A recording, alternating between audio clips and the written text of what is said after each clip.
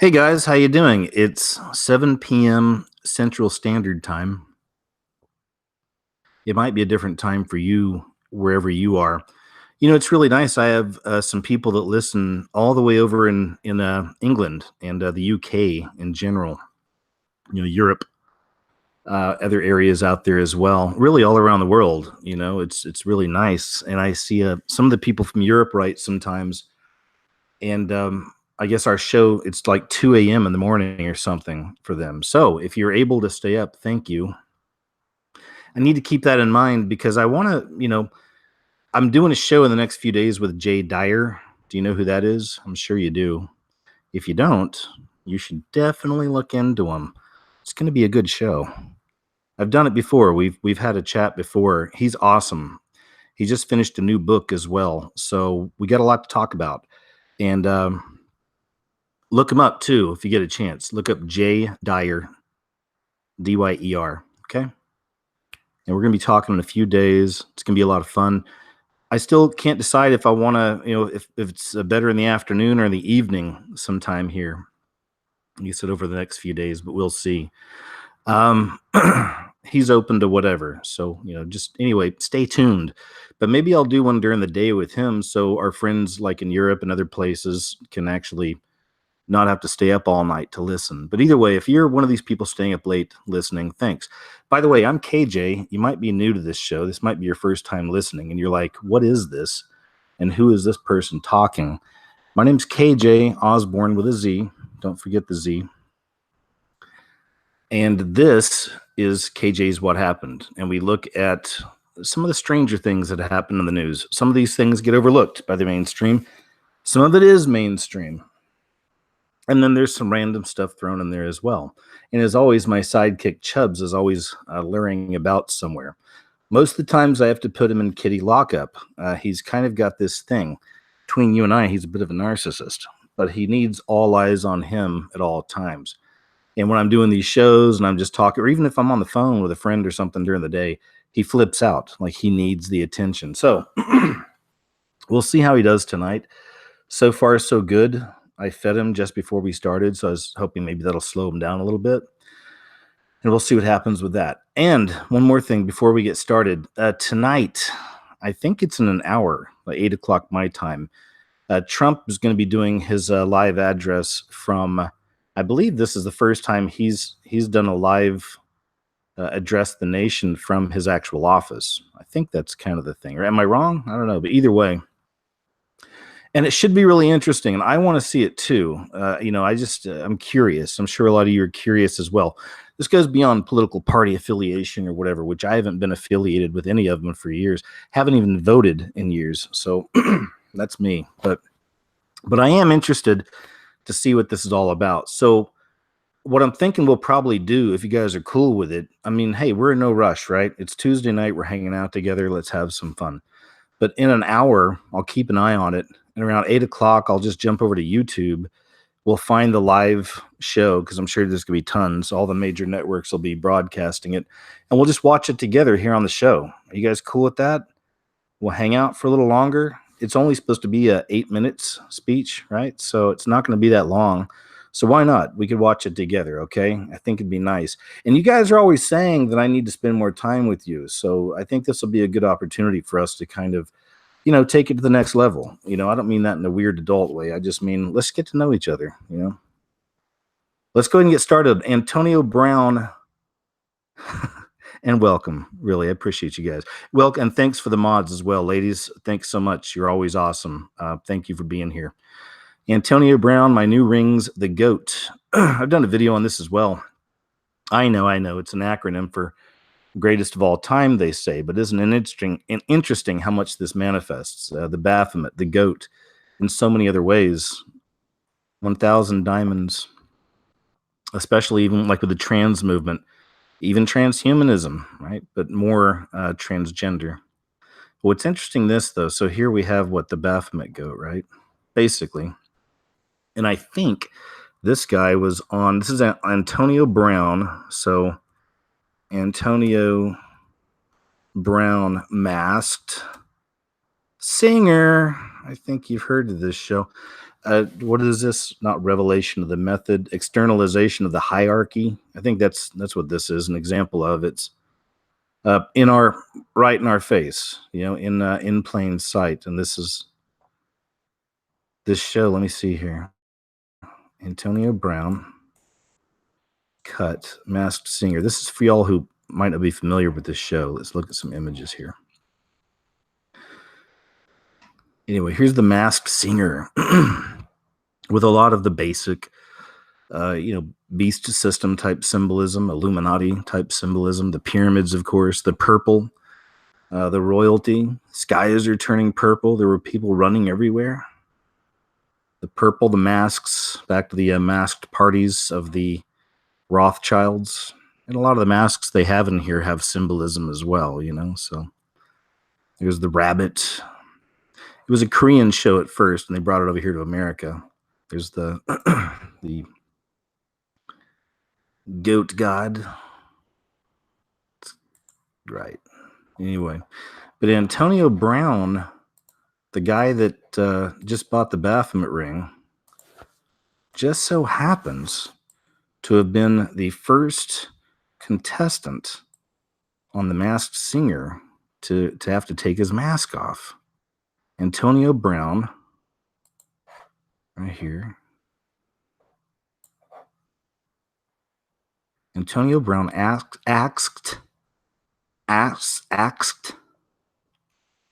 for a masked singer after Bobby Brown song.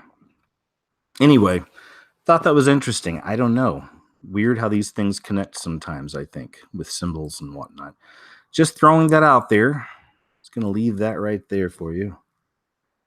I've got a lot of videos, by the way, tonight, so check this out. Are you in the mood for some cringe? This might even be considered a kind of a doom break for the evening. Anyway, prepare yourself for mass amounts of cringe. This is Elizabeth Warren. I think Trump calls this lady Pocahontas. This is Elizabeth Warren. She's supposed to be running for president in 2020, I believe. Like she's throwing her hat in the ring. And this is her trying to connect with her audience. And I'll just let it play out. Some of you have seen this. It makes me cringe every time.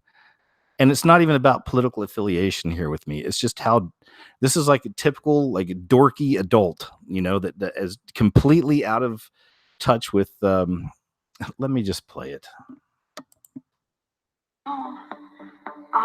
I'm glad for everybody who's joining this video. It's great to hear from you. Hold on a sec. I'm going to get me a beer. I'm going to get me a beer. Hold on one second. Hey, Robert, my husband Bruce is now in here. You want a beer? No, I'll pass on the beer for now. You sure? Okay, say hello. Yes. So, this is my sweetie. Hello. He's the best. And I'm crazy. I love you too. Thank you for being here. Pleasure. I'm glad you're here. Enjoy your beer.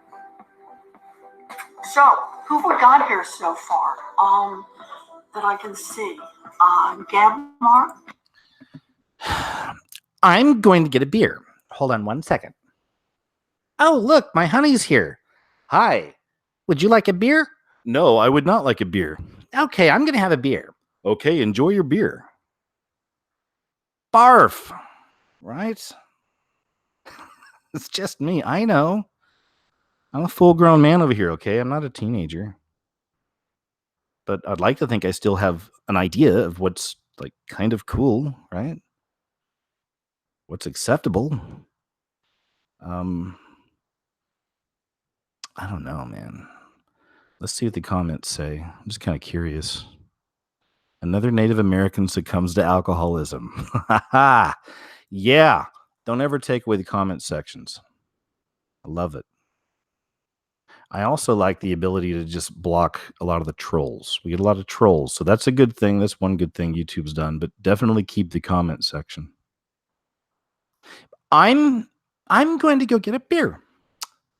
1 second. Well, hi, honey. Are you having a beer? Yes, I'm having a beer. Would you like a beer? No, I wouldn't like a beer. I'm going to drink this beer. Enjoy your beer. Okay, I'll be over here drinking my beer. Okay, honey. Enjoy your beer.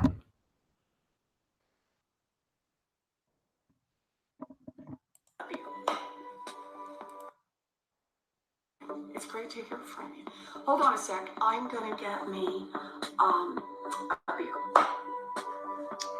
I'm gonna get me a beer because I drink beer, and this is what I do. I'm a beer drinker, and I can relate to you.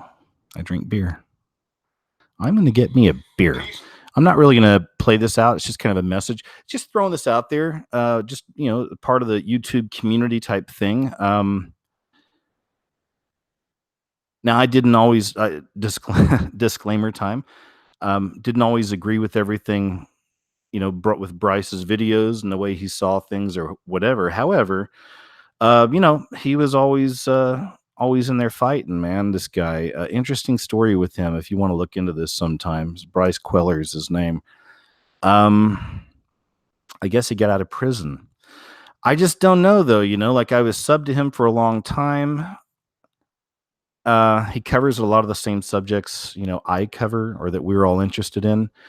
He did some really crazy things that got him in trouble. And that's where, I started questioning personally. I started questioning if it was a psyop, if he was one of these people in the community to kind of set us all up and make us look kind of a loony. And this is no offense, Bryce. I'm just saying, I don't know him. But anyway, I saw this pop up in my feed. I've been subbed to him forever.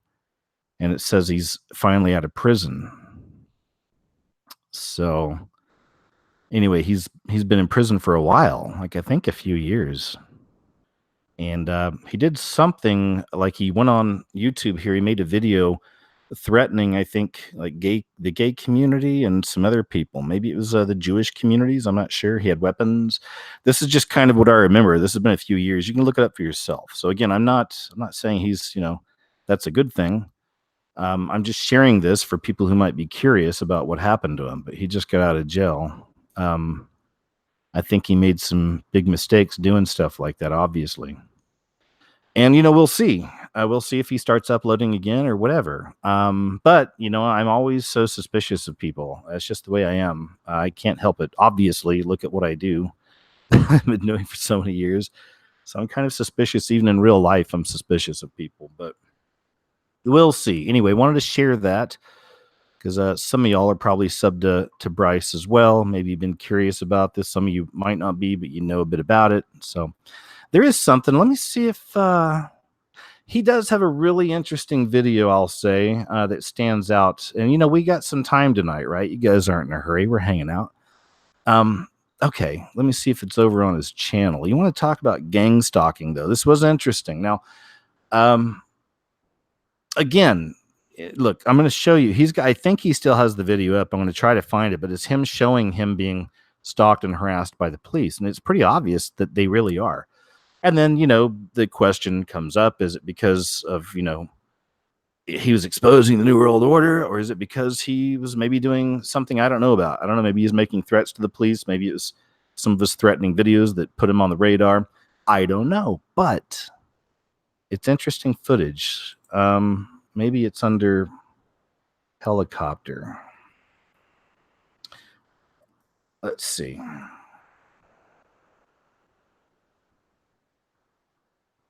"30 days in the hole." Let's see. Stalk, maybe? Harass? I spelled that wrong. Or maybe he took it down. I don't know. Or police?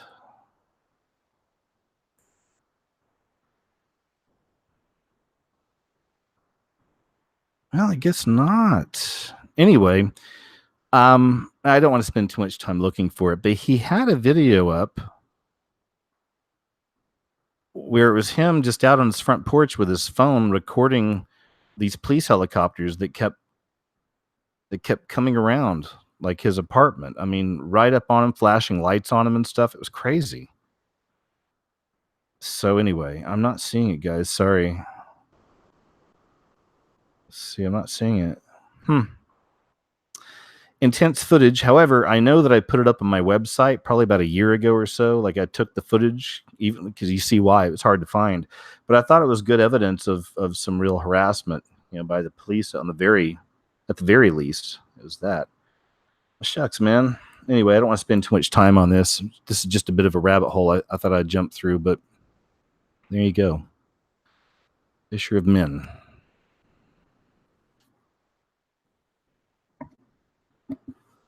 I think this might be a bit of a video that we can watch here. Let's see. The secret not yet told. Women describe alleged abuse by nuns. Catholic bishops from across the U.S. are gathering Wednesday for a week-long... Oops. Oh, I guess she can tell us the story then. Fine, lady, if you want to be that way about it. Retreat on the clergy sex abuse crisis. The meeting is taking place at a seminary near Chicago. Organizers say the retreat will focus on prayer and spiritual reflection and not policymaking. Pope Francis convened the retreat. He's sending the priest who serves as preacher to the papal household. The gathering comes as CBS News has learned of several cases involving nuns accused of sexual misconduct. Nikki Batiste has been talking to women who say they were victimized. Nikki, good morning. Nora, good morning. The Survivors Network of Those Abused by Priests, or SNAP, says it doesn't keep count of sexual abuse allegations, but we've spoken with several people who recently reported misconduct, ranging from forceful kissing to molestation, all carried out by nuns. One woman who agreed to speak on camera describes her experience as unconscionable. This is Sister Shaw. Yes, this is Sister Eileen Shaw. This is the nun Trish Cahill says she confided in when she was 15 years old. I would have done anything for her. I would have died for her. At a convent in New Jersey, she says she told Eileen Shaw things she'd never revealed to anyone about her now deceased uncle, a priest, whom she claims sexually abused her starting at age 5. She gave me everything that was lacking that I didn't even know I was lacking. I was so broken. She filled in all those pieces. She now describes that process as grooming, saying Shaw plied her with drugs and alcohol while teaching her how to have sex with a woman. I'm with my friends during the day, and I'm with this pedophile nun on the evenings and on the weekends and in the summer. Pedophile nun is a phrase I think most of our viewers will have never heard. Really? Wow. That's really a shame because there's a lot of them out there. It's the secret not yet told. Mary Dispenza is trying to change that.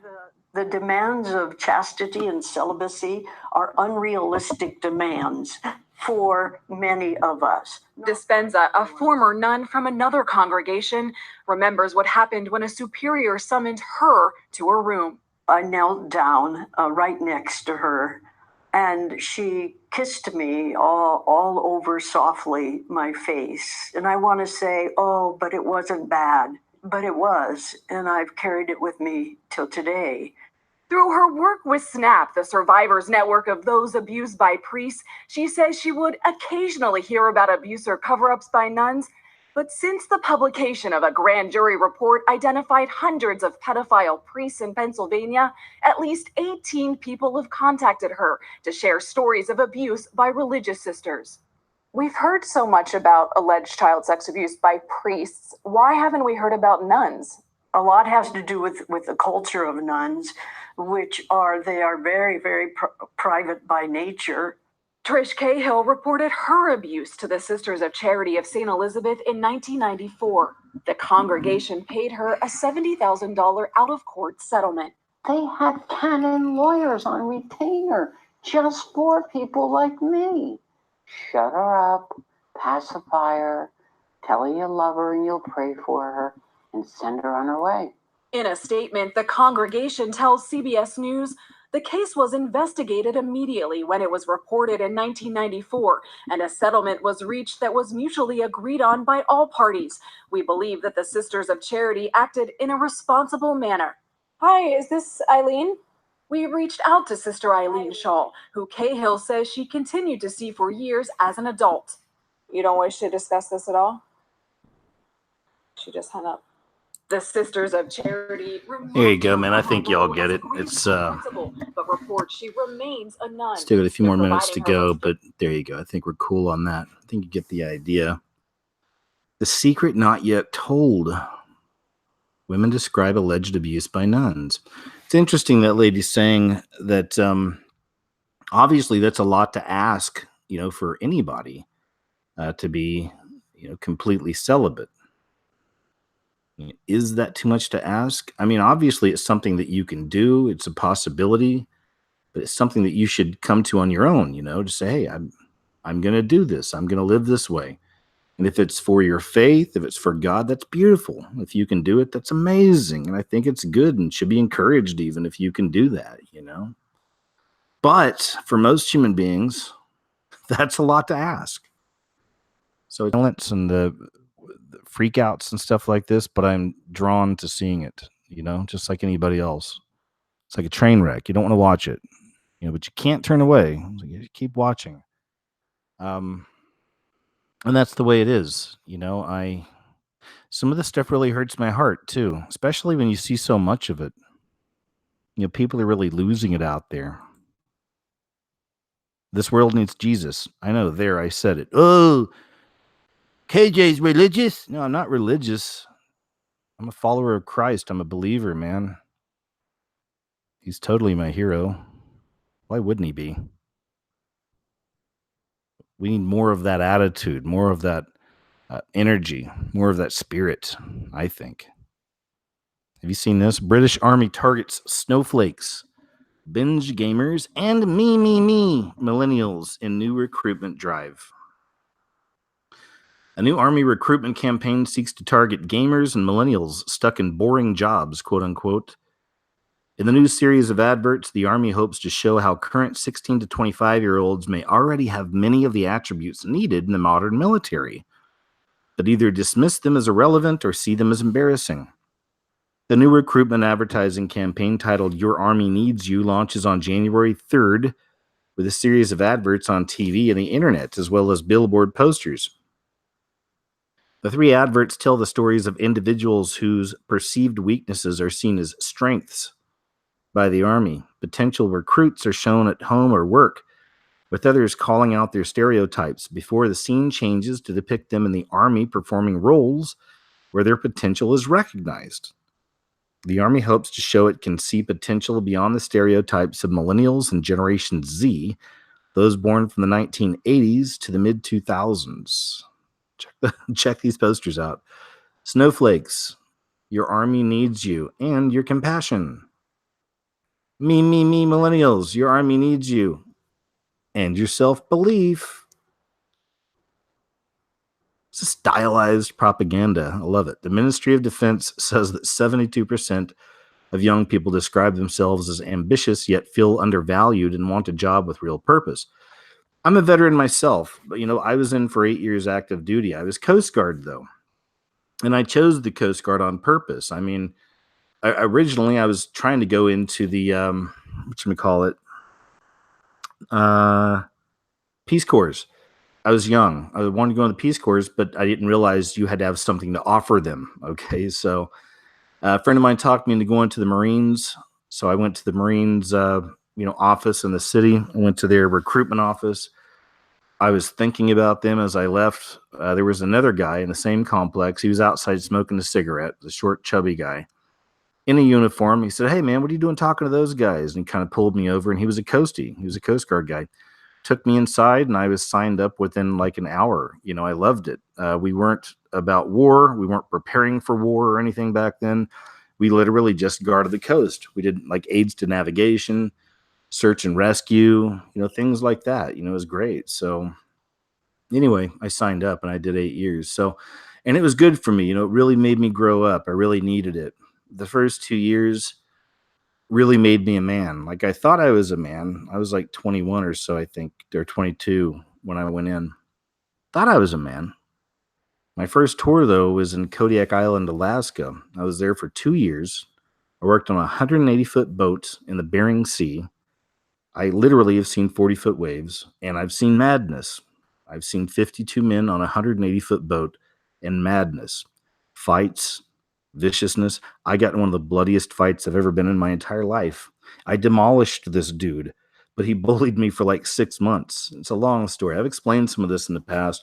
I need to do just a hangout again sometime soon so we can just kind of talk and talk story, and I can see your questions and just kind of answer things immediately. So we'll do one of those as well here, like soon. I promise. I've been kind of shooting the idea off my head, but I get so locked into, that was a lot of my catching up with KJ stuff. I get locked into my new stuff, like now, and I just got to kind of, remember the old stuff as well sometimes, I guess. So anyway, snowflakes and your compassion, me, millennials, and your self-belief. There it is. A bunch of posters. The video game Fortnite is considered the most popular computer game ever made and is currently thought to have over 200 million users. The Army is hoping to tap into this market of gamers, which is also scary because they use drones now, right? Drones. And we saw that under Obama's administration. I mean, drones actually dropping bombs and things like this. And so these kids that are good at video games, obviously, it's an easy transition in a lot of ways. It's a lot like that movie. What was it called? Ender's Game, I think it was. It was a book, a novel, and they made a movie out of it. Ender's Game, I think it was, where they trained children to be a part of the new military, the Space Force, and they basically kill as if it's like in a video game type thing. There you go. Moving on. Wow, it's already 7:28. It's already been almost half an hour. Time flies. Time flies when I'm with you. Robotics and artificial intelligence could be the new world order. CES 2019. I'm not going to read a lot into this. It's a lot of this. It's a lot of boring computer talk stuff, but this is a big deal. CES 2019 starts January 8th, goes till January 12th in Vegas. It's for futuristic technology. It's a lot of companies coming together. This is where you start seeing the things that we're going to be seeing in the near future. But it's interesting that right here, they're saying robotics and artificial intelligence could be the new world order. I mean, even they know, and they see it coming. The writing is on the wall. This is very interesting, man. Isn't this crazy? Technology isn't always all bad, okay? I mean, I like this. This is interesting. UK scientists test breathalyzer for detecting early cancers. It's crazy. A breathalyzer test that could revolutionize cancer diagnosis is being tested in the UK. The breath biopsy device is designed to detect cancer hallmarks in molecules exhaled by patients. Scientists hope it will lead to a simpler, cheaper method of spotting cancers early. The breathalyzer has the potential to save thousands of lives and millions of pounds in healthcare costs, its developers have claimed. The 2-year trial taking place at Addenbrooke's Hospital in Cambridge is recruiting 1,500 participants, including healthy individuals as well as cancer patients. Initially, patients with suspected esophageal and stomach cancers will be asked to try the test. Later, it will be extended to include prostate, kidney, bladder, liver, and pancreatic cancers. Whoa. Cool, eh? Interesting. Interesting stuff. I like it. I like it a lot. I've talked about this a few times in the shows in the past about Venezuela, and it's an obvious lesson for America. Now we have this story here, and this the socialism aspect, I mean, because Venezuela has collapsed. Venezuela's lessons for American socialists. So, let me see. I think this is it's not too long. We'll read some of it here. It's hard to overstate how disastrous the reign of Hugo Chavez and his successor, Nicolas Maduro, has been for Venezuela. A recent series of Bloomberg articles vividly depicts the hellish, never-ending struggle for survival in Caracas, the country's capital. Hungry children roam the streets. People are fleeing the country. Healthcare is almost non-existent. Violence is endemic. Even water is scarce. Chavez's so-called Bolivarian revolution took a peaceful middle-income country and transformed it into a nightmare that puts the ruinous Soviet Union of the 1980s to shame. It's important for other countries, including wealthy ones like the U.S., not to ignore Venezuela, but to use it as a cautionary tale. Politicians like Senator Bernie Sanders and Representative Alexandria Ocasio-Cortez, that one's a character, have embraced socialism, as have many young Americans. But what are the lessons of Venezuela? Why did the country become such a basket case? The Bolivarian revolution's defenders often make excuses for the Chavez-Maduro regime by claiming that the country's penury is the result of outside forces. For example, some argue that it was the fall in oil prices in late 2014 and 2015 that sunk the country. Hello. Hi, sir. How are you? This Chubs is here. What's going on? You want to say hi to the people? Huh? Hey. You want to say hi? No? Okay. I can't squeeze it out of you. I mean, I could, but that'd be weird. Squeeze you till you meow to the people? They wouldn't like that, Chubs. You know what I mean? All right, he doesn't feel like talking. He's just going to hang out. Bolivarian revolution's defenders often make excuses regime by claiming the country's penury result outside forces. For example, some argue that it was the fall in oil prices in late 2014 and 2015 that sunk the country. Venezuela is a petrostate. Petroleum products constituted about 95% of the country's exports in 2014. So the price decline was naturally a blow. All right, cool. Got it. Anyway, Venezuela's lessons for American socialists. Mexico finds flayed god temple. Priests wore skins of dead. It's not so much this. It just kind of reminded me of something. This is a way for me to kind of make a transition over into The Walking Dead. Huh? Who's watching The Walking Dead? I watched it since the very beginning. Some of you know my history. I worked in Hollywood many years. I went to film school. My degree is in screenwriting and my minor is editing. But I have always written for years horror and science fiction stuff. And now, I'm finding that in the real world. It's kind of what the transition was for me in my life. It happened about 10 years ago when I lived in Los Angeles. But there's still some mainstream entertainment I'll watch, even though it's filled, with symbolism and subliminal messages and agendas. I see all of it in the narratives. Anyway, Mexico finds flayed god temple. Priests wore skins of dead. Reminded me of the new bad guys in The Walking Dead. And they are called, there they are,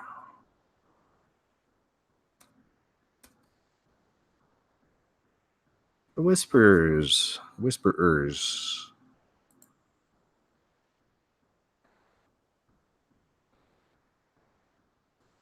Here we go. New bad guys. These are humans that walk around wearing the flesh of zombies so they can fit in with the zombies. Ready? These are the new bad guys. Walking Dead.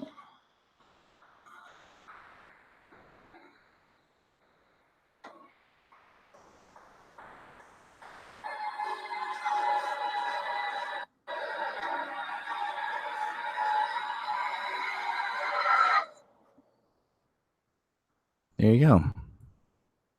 I just wanted to share it. I don't know. Some of you might watch The Walking Dead. Some of you may not know about this stuff. When I lived in Los Angeles, a friend of mine that lived in my same complex I lived in Burbank, is where I lived there most of the time I was in LA.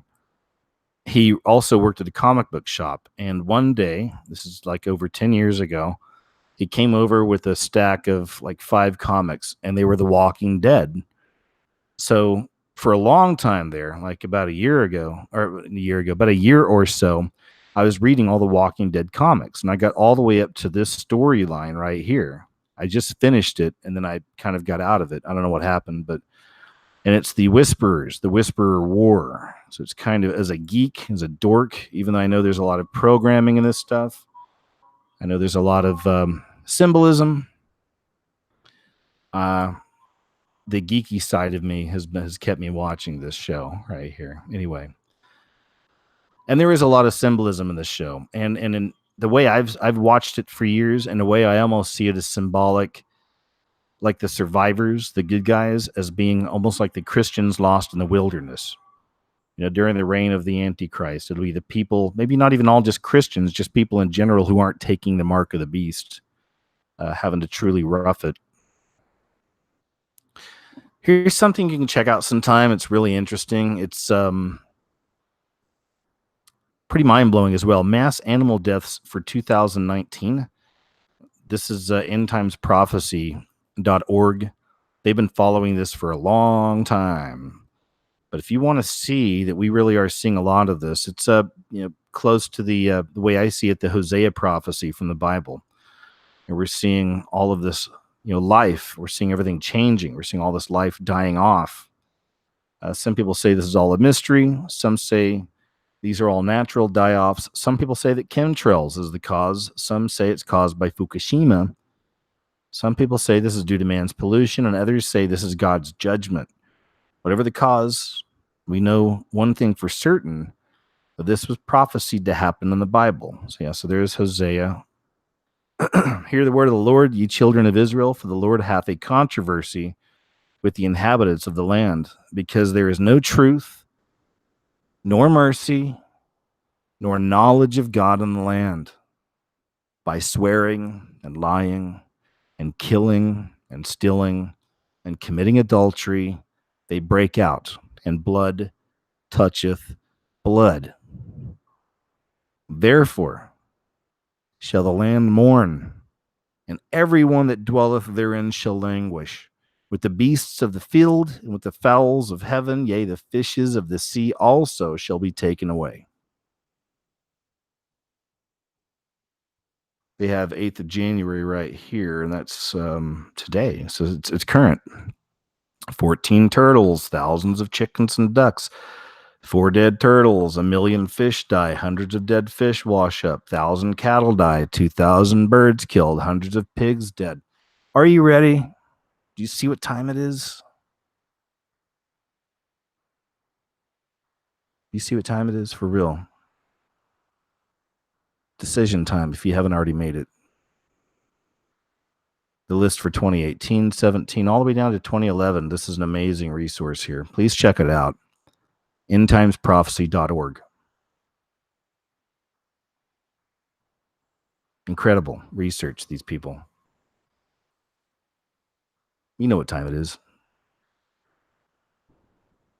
3 rivers turned blood red in Malawi and Indonesia. Shocking, baffled residents. Signs of the end times, ? 3 rivers run blood red or turn blood overnight in Malawi. Malawi? What? I have such a hard time saying that. In Indonesia. December 2018. There's one. Another one. See here, picture. Another one here. Look at this. River turns red in Indonesia. There you go.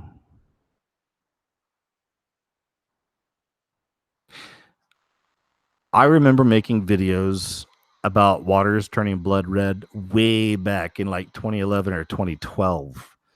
So this has been going on really hardcore for, like the last probably 10 years-ish. The water's turning blood red all around the world. Like I said, I've been covering that, or I hadn't covered it in a long time, but China is one of the most famous. Blood red.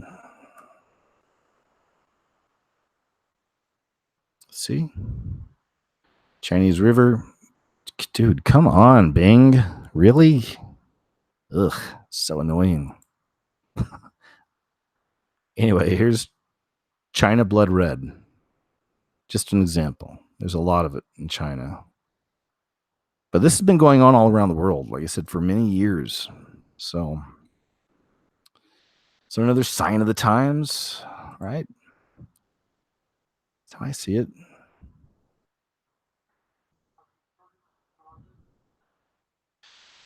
This is, let's see, what is it? So here's a small YouTube channel, smaller, just another YouTube uploader, calls themselves I stumbled on this video from this person. They did such a great job, man. And this is from December 19th, 2018. It has to do with, that Desmond. Desmond is an amazing child, and I've covered him in a few of my videos, and other people have as well. And they should. This is a big story. I mean, this is a 10 or 11-year-old little boy, that's a drag queen, and I think last week we saw some footage of him getting dollars at a gay club in San Diego, like dancing and, semi-stripping for dollars at a gay club. But now, look at this. Now look at some of these people he's hanging out with, and then I'll show you this. Let me see if this is the just watch this. Gosh, that's what I want to do. Do you do ketamine on the couch? Dude, you're an idiot. Kid, what has this world come to? It's come to a world where drag kids actually exist. And people do ketamine on a couch. Do you not just do that? What? Oh my God, who am I sitting next to? What I watch. Wow. Ketamine, a drug. You get that. You should probably understand that by now. And this child, this little boy mimicking somebody doing ketamine. He's 10 or 11 years old, remember. Watch. Do you do ketamine on the couch? Dude, you're an idiot. Kid, what has this world come to? It's come to a world where drag kids actually exist. And people do ketamine on a couch. Do you not just do that? What? Oh my God, who am I sitting next to? What I watch documentaries for kids about not doing drugs. I bet you. Wow. Now the other one is here. He's hanging out with what's this guy? Michael Allig. I mean, you can look this one up for yourself, but I guess he's called the Party Monster. They did a movie about him called The Party Monster. Seth Green was in it. So was Macaulay Culkin, I believe, was in that movie, Party Monster. He did some jail time for killing his drug dealer. And now he's here hanging out with Desmond. And look at this picture right here behind him. Rohypnol, right? You see the little kid. It looks like they're probably jumping rope or something, but like the little, most likely girl. Little shoes there and the socks, right? You see the kind of rope it looks like there. And then you see Rohypnol. And that's a drug they use to date, RAPE drug, I believe, right? Or something to that effect. So, here's these two grown gay men hanging out with a little 10-year-old, 11-year-old boy, and they've got this poster right behind him, Rohypnol, a drug that knocks people out with the image of a child. And that's just the beginning. So there you go. Okay. You can check this out for yourself. I Hypocrite says Desmond and the Party Monster from just another YouTube uploader. And you can see this is serious stuff, man. This little boy, which I thought of doing my own kind of just short couple clips from this and then sharing this guy's website. I probably still will, and I'll put it up my website instead of YouTube and just call it This Little Boy Is in a Lot of Trouble. Simply because he is. So creepy, man.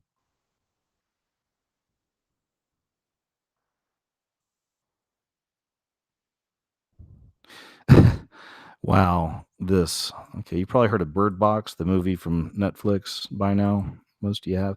Maybe you've seen it. I'm going to play this out real quick. I'm just going to take a few second break. I'll be right back, okay? But check this out. And then there was this. Netflix is issuing a warning to fans of its new smash hit movie, Bird Box. The movie's got Sandra Bullock in it, where she guides her kids named Boy and Girl through an I still can't say that word, a crazy world. I know James is going to say it for me. I just can't say that word.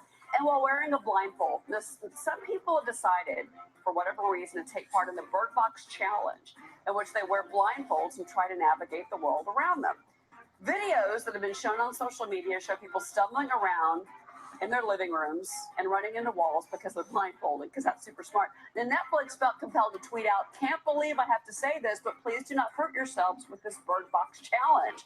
We don't know how this all started, and we appreciate the love, but boy and girl, have just one wish for 2019, and it's that you not end up in the hospital. Can you believe it, man? Isn't that crazy? So anyway, I'm putting this in one of my videos. This is one of those things that's definitely going in. I have a lot of examples to show you. You've probably seen a lot of them here on these shows we do of idiocracy, man. Like people are like, we're really living in an idiocracy, you know, chewing Tide Pods and doing the Bird Box challenge. I mean, unbelievable. The fabric of reality is like been ripped. The veil's literally lifting. Everything's changing. And people are running around eating Tide Pods, and they need to be told not to do the Bird Box challenge because it might hurt them. Know what I mean? Yeah. I'm not going to play this out. Just something I wanted to share with you guys. This was incredible. I'd started watching this. I thought I'd just watch for a few minutes, and I just started watching this one earlier, so I still have to finish watching it. But it was great. I finally just stopped. I had stuff to do. But if you want something really, really interesting to watch, about 30 minutes, it's like 27 minutes. It's over on Russia Today, RT. No fun in the sun. If sunlight could kill you, live to the full by night. So these are Camp Sundown. It's in the United States. It's a unique camp for unique children who live with rare genetic disorders that cause extreme light sensitivity. They can't go out in the daylight because even a few seconds of sun could be life-threatening. RTD's Alex Broznikov goes to Camp Sundown, etc., etc., etc. Either way, it was it's fascinating. What an interesting disorder. Unfortunate, but it's really nice to see that there's a place for these kids to go hang out and make friends and still function, but they have to stay up all night. They can only truly function at night. So check it out sometime. Very good. No Fun in the Sun from RT.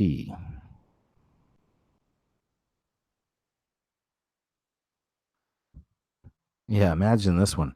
School policy forces kids with bad grades to wear special IDs.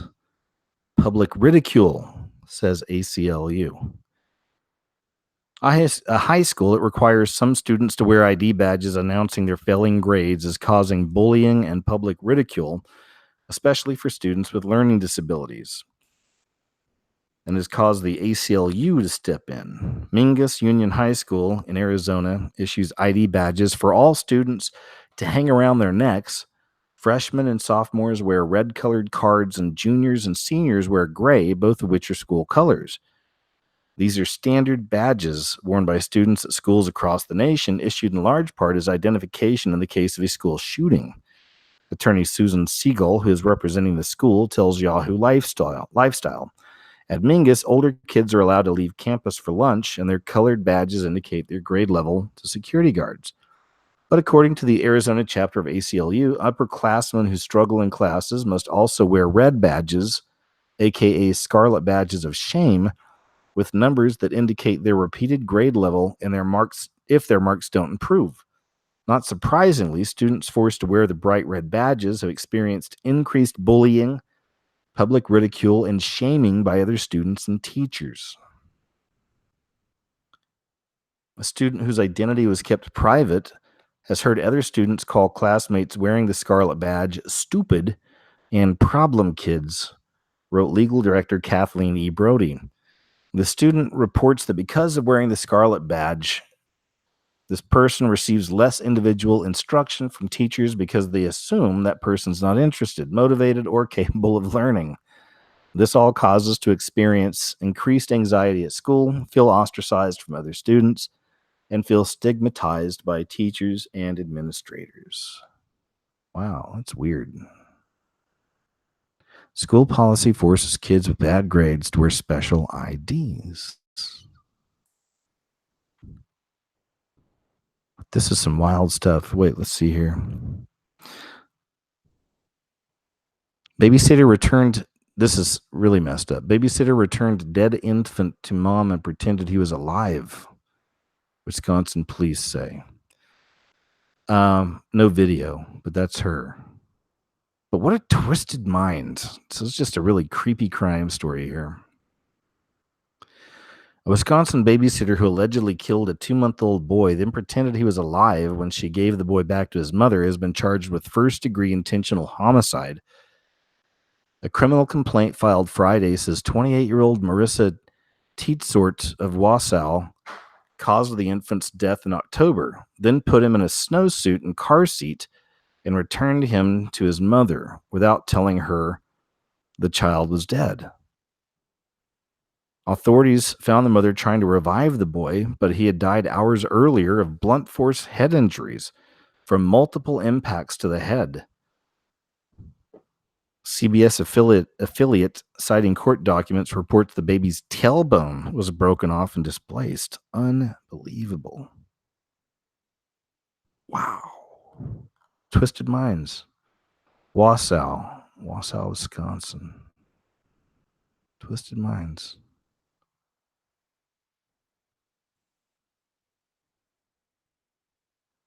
Chubs, no. I told you guys he's going to start being a little stinker. I can hear him. They're messing around.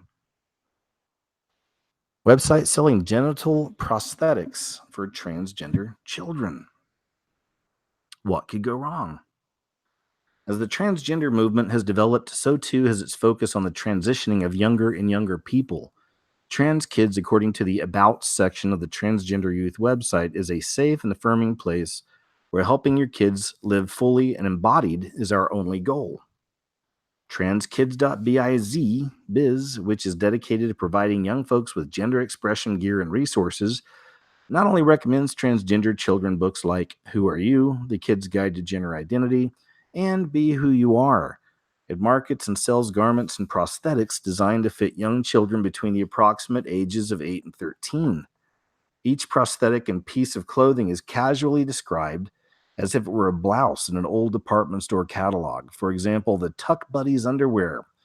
Write that one down, folks. Christmas is only a year away. For example, the Tuck Buddies underwear, which is meant for biological girls who identify as boys, is described as below. These clever unders have an extra panel in the front to help your kiddo. Gotta love it. Yeah, they little kiddo. These clever unders have an extra panel in the front to help your kiddo have a smooth front. We're dealing with demons. You know this, right, guys? You get this. With the modern boy short, look, Tuck Buddies can help your girl feel more confident and comfortable. A fake wiener for little girls. We're putting fake wieners, fake packages on little girls. Jesus, get me off this rock. I'm done.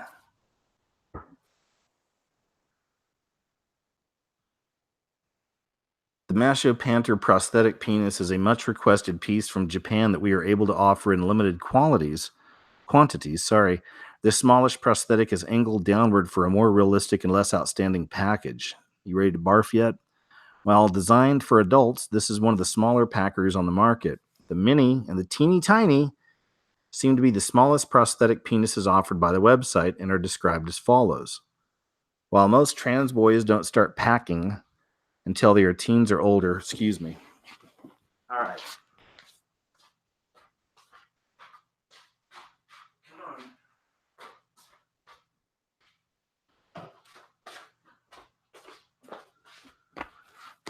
Okay. Sorry, guys. That's Chubs. Told you, I try to leave him out. You know, I want him to be a part of the show. I love when Chubs drops by us sometimes and says hello. But he does real damage. You have to understand. Like, when I'm not paying attention to him, he does real damage. He does everything he shouldn't do. Everything. So anyway, while most trans boys don't start packing until they are teens or older, sometimes young kids want to have a prosthetic. Hey, what's wrong with that, right? And what is on the market is really just too big for most folks under 10 years old. Wow, we are talking about fake wieners, packers, for children under 10 years old. So our friends who make our silicone packers came up with a mini version for young and or smaller kids. Now, these may look too tiny to some, but we think these are pretty accurate in their overall size. That said, they are a scaled-down version of a larger packer. I'm getting confused now. Anyway, there you go, guys. Christmas is only a year away. Here we go. I think we get it. Here's some comments. This is pure, unadulterated evil, child abuse on an utterly horrific scale. Amen. So true. And people ask me, oh, KJ, you really think it's end times? Come on, dude. Well, calm down, KJ. You're reaching, bro. It's all good, bro. You're reaching, bro.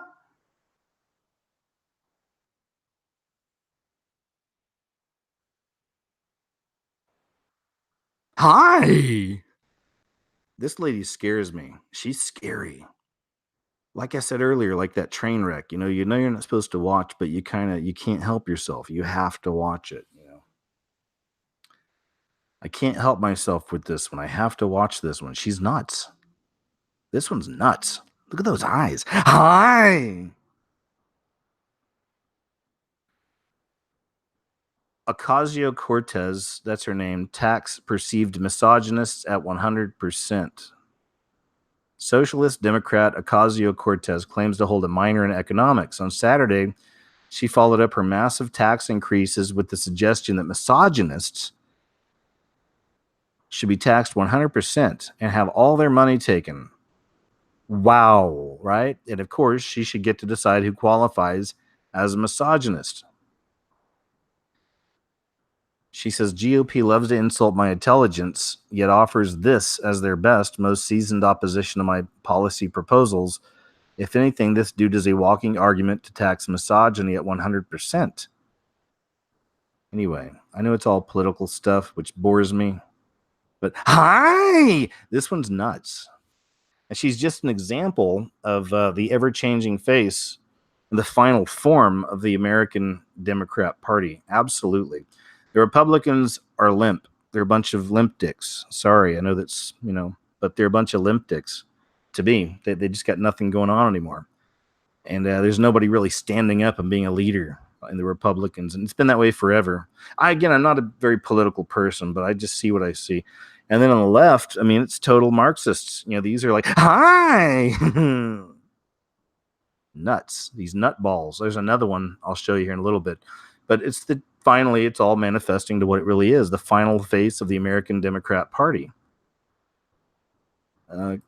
Crazy loony left type stuff. Oh, I think it's almost time to go watch, we'll come back to this. I think it's almost time to go watch Trump. Let's see.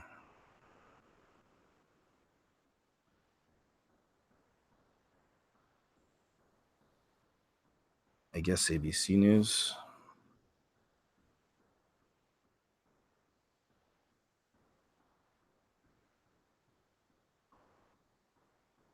Let's see.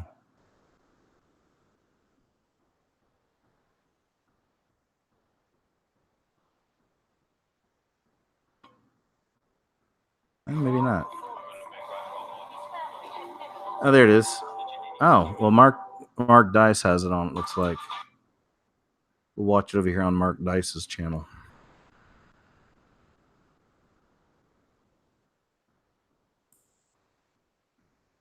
Or not.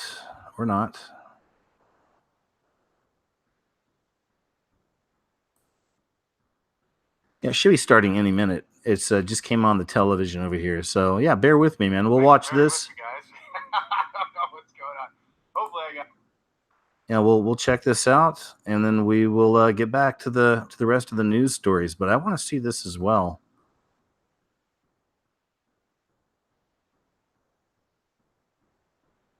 Huh.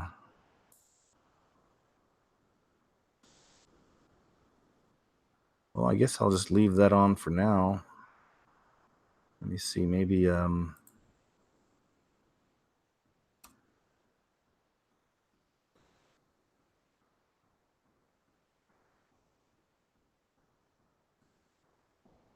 try this. ABC News. There we go.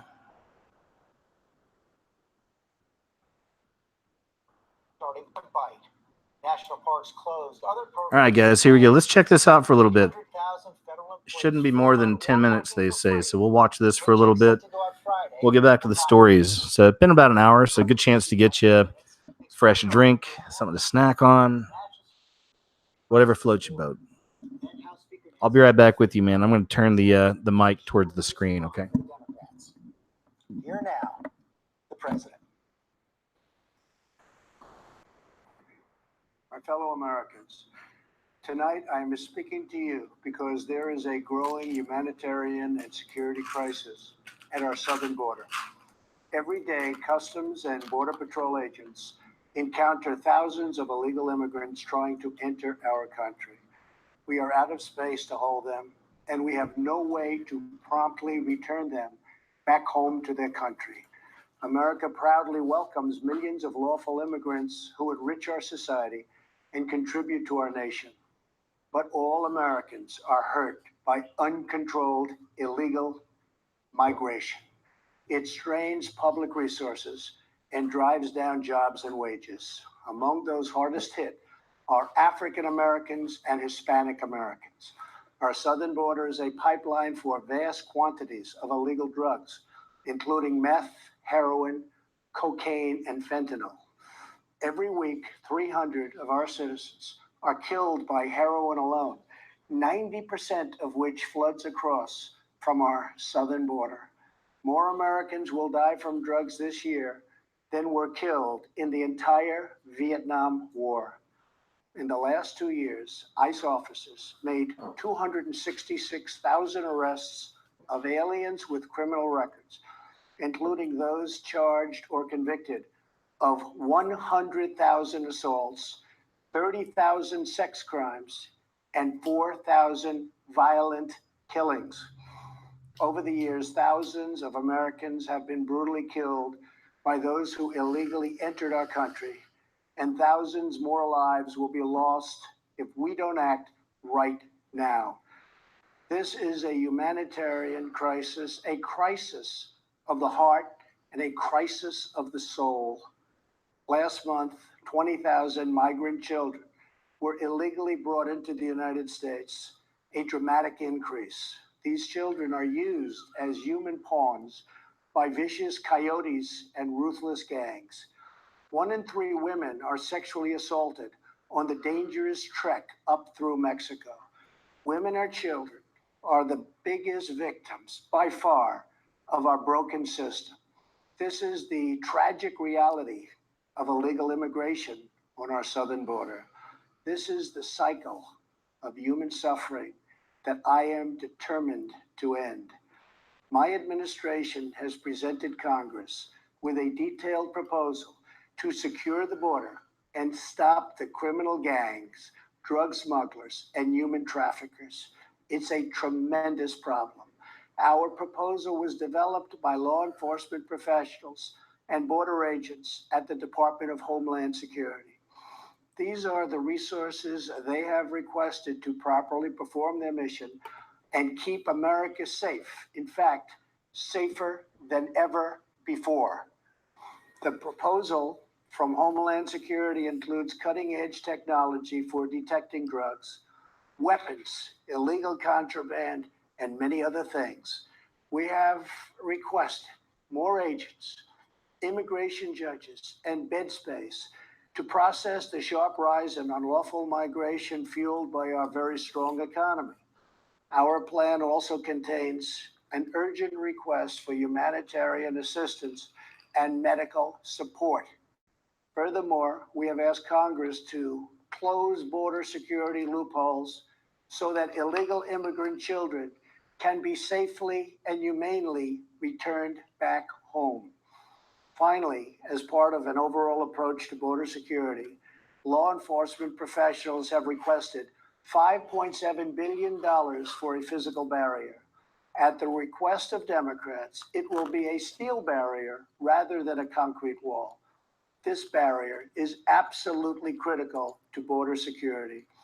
It's also what our professionals at the border want and need. This is just common sense. The border wall would very quickly pay for itself. The cost of illegal drugs exceeds $500 billion a year, vastly more than the $5.7 billion we have requested from Congress. The wall will also be paid for indirectly by the great new trade deal we have made with Mexico. Senator Chuck Schumer, who you will be hearing from later tonight, has repeatedly supported a physical barrier in the past, along with many other Democrats. They changed their mind only after I was elected president. Democrats in Congress have refused to acknowledge the crisis, and they have refused to provide our brave border agents with the tools they desperately need to protect our families and our nation. The federal government remains shut down for one reason, and one reason only, because Democrats will not fund border security. My administration is doing everything in our power to help those impacted by the situation. But the only solution is for Democrats to pass a spending bill that defends our borders and reopens the government. This situation could be solved in a 45-minute meeting. I have invited congressional leadership to the White House tomorrow to get this done. Hopefully, we can rise above partisan politics in order to support national security. Some have suggested a barrier is immoral. Then why do wealthy politicians build walls, fences, and gates around their homes? They don't build walls because they hate the people on the outside, but because they love the people on the inside. The only thing that is immoral is the politicians to do nothing and continue to allow more innocent people to be so horribly victimized. America's heart broke the day after Christmas when a young police officer in California was savagely murdered in cold blood by an illegal alien who just came across the border. The life of an American hero was stolen by someone who had no right to be in our country. Day after day, precious lives are cut short by those who have violated our borders. In California, an Air Force veteran was raped, murdered, and beaten to death with a hammer by an illegal alien with a long criminal history. In Georgia, an illegal alien was recently charged with murder for killing, beheading, and dismembering his neighbor. In Maryland, MS-13 gang members who arrived in the United States as unaccompanied minors were arrested and charged last year after viciously stabbing and beating a 16-year-old girl. Over the last several years, I've met with dozens of families whose loved ones were stolen by illegal immigration. I've held the hands of the weeping mothers and embraced the grief-stricken fathers. So sad, so terrible. I will never forget the pain in their eyes, the tremble in their voices, and the sadness gripping their souls. How much more American blood must we shed before Congress does its job? For those who refuse to compromise in the name of border security, I would ask, imagine if it was your child, your husband, or your wife whose life was so cruelly shattered and totally broken. For every member of Congress, pass a bill that ends this crisis. To every citizen, call Congress and tell them to finally, after all of these decades, secure our border.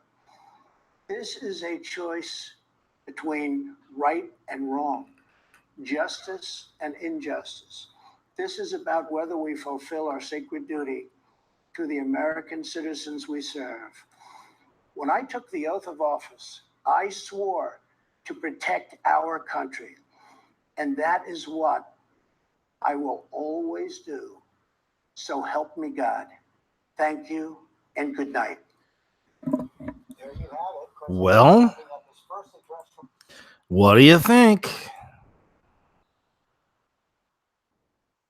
The whole thing's interesting to watch, though. I mean, really, it really is. I mean, regardless, again, of political affiliations and you know, LARPing or whatever else, but the whole thing's very interesting to watch. It really is. It's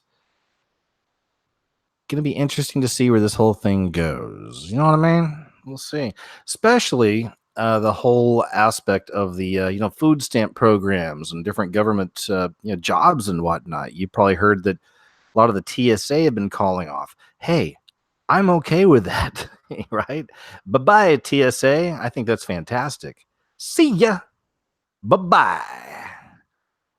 No more groping us and groping our kids, right? You seen those videos? Man, that was a big thing, right? About 4 years ago or so. All the videos, I've done some too, of just, account after account of TSA being creeps and creepy, and especially with children, right? It's really gross. So yeah, I don't feel so bad about the TSA. Now the food stamp thing, we were little. My dad left us when I was like 2 years old. So from 2 to the age of 7-ish, because my mom got remarried and still with the same man now. I call him dad now, but for many years there, man, we were in trouble. We didn't have a whole lot of money, and my mom was just raising me and my sister on our own. I don't even know if she ever took food stamps and stuff. I don't think she did. We have a big family, so it's like family always kind of helped each other out, but there's people out there that really need it, there's people who legit need things like that. I get it. And then of course there's all the freaking scammers, man. Tons of scammers.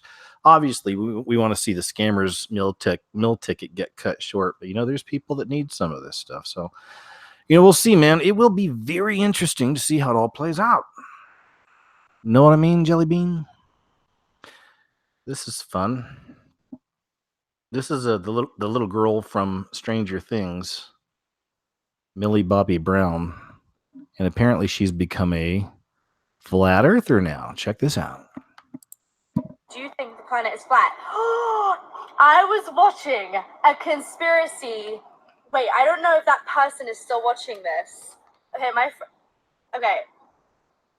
I don't know if somebody's still watching this, but we were watching a conspiracy theory the other night, and let me tell you, we were watching, was it Shane Dawson?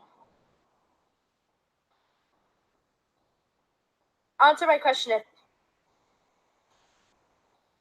Was it Shane Dawson? Yeah. Okay, maybe it was. Yeah, it was. Yeah, it definitely was. Shane Dawson. Which is really sad because that's Shane Dawson. He's a real popular YouTuber. But that's what they did because this guy's huge. He even made a movie. He was in a reality show where he got paid to make a movie. This guy's a huge YouTuber, been around for years.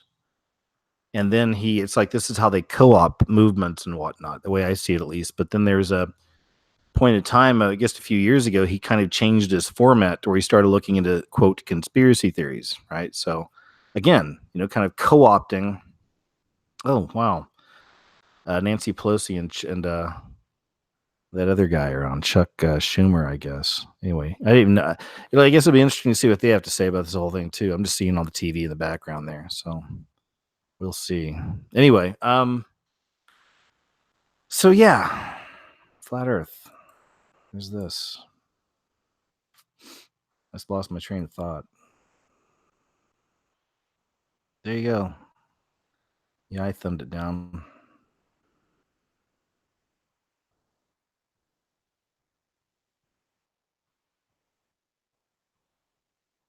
Mysterious booms are back. We're looking into an unexplained boom that happened near Delta last night. The last time we checked, there were nearly 300 comments on the Delta message board from people who heard what they're describing as a loud boom last night. We know what you're thinking. Fireworks. It was New Year's Eve. People in Delta swearing that it was not fireworks. From things falling off the walls to people going outside to see what had happened, people now wondering what it could have been. We're wondering too. Oh yeah, I was talking about Shane Dawson. Again, they bring people in like this, mainstream, to look into so-called conspiracies, right? Fringe type topics. And then they kind of co-opt it because these people get millions upon millions of views and they get put up on the trending page on YouTube. So they cover all these kind of topics a lot of us are interested in, and then it's always kind of goofball. Again, it's still kind of constrained by the mainstream, if you will.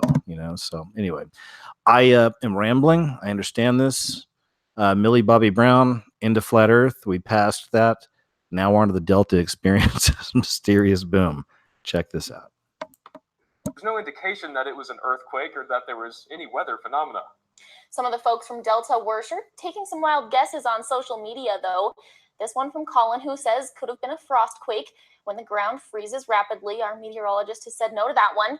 This one, bet you it was a meteorite, Sandy commented. And then this one, the big boom was an alien attack, Zane Ray adds. I don't know about that one. And Jim Gale with the most logical of all. I'm thinking it was 2019, making a grand entry. Jason was down in Delta today. He takes that story. It's not uncommon to hear loud noises on New Year's Eve. But down in Delta,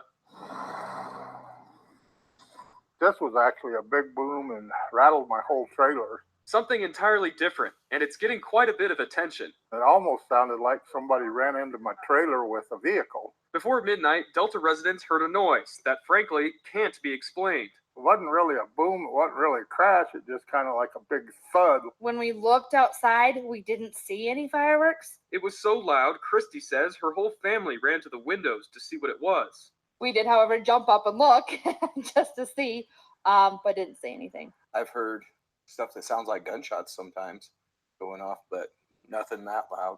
The source of that boom, well, that's still up in the air. Sonic boom? I don't know. I mean, it's hard to tell what it could have been. We did some digging for you. It's not an earthquake or a frostquake. It wasn't a transformer blowing up, and we have no proof it was an alien invasion. Some kind of explosive, like maybe transformer blowing up or something going off. I don't think it was an earthquake or anything like that. I've never heard anything that I could actually compare it to. But one thing is for sure. It didn't sound like a transformer. I don't know what really this was. The whole ordeal is definitely strange. Like I said, it was different.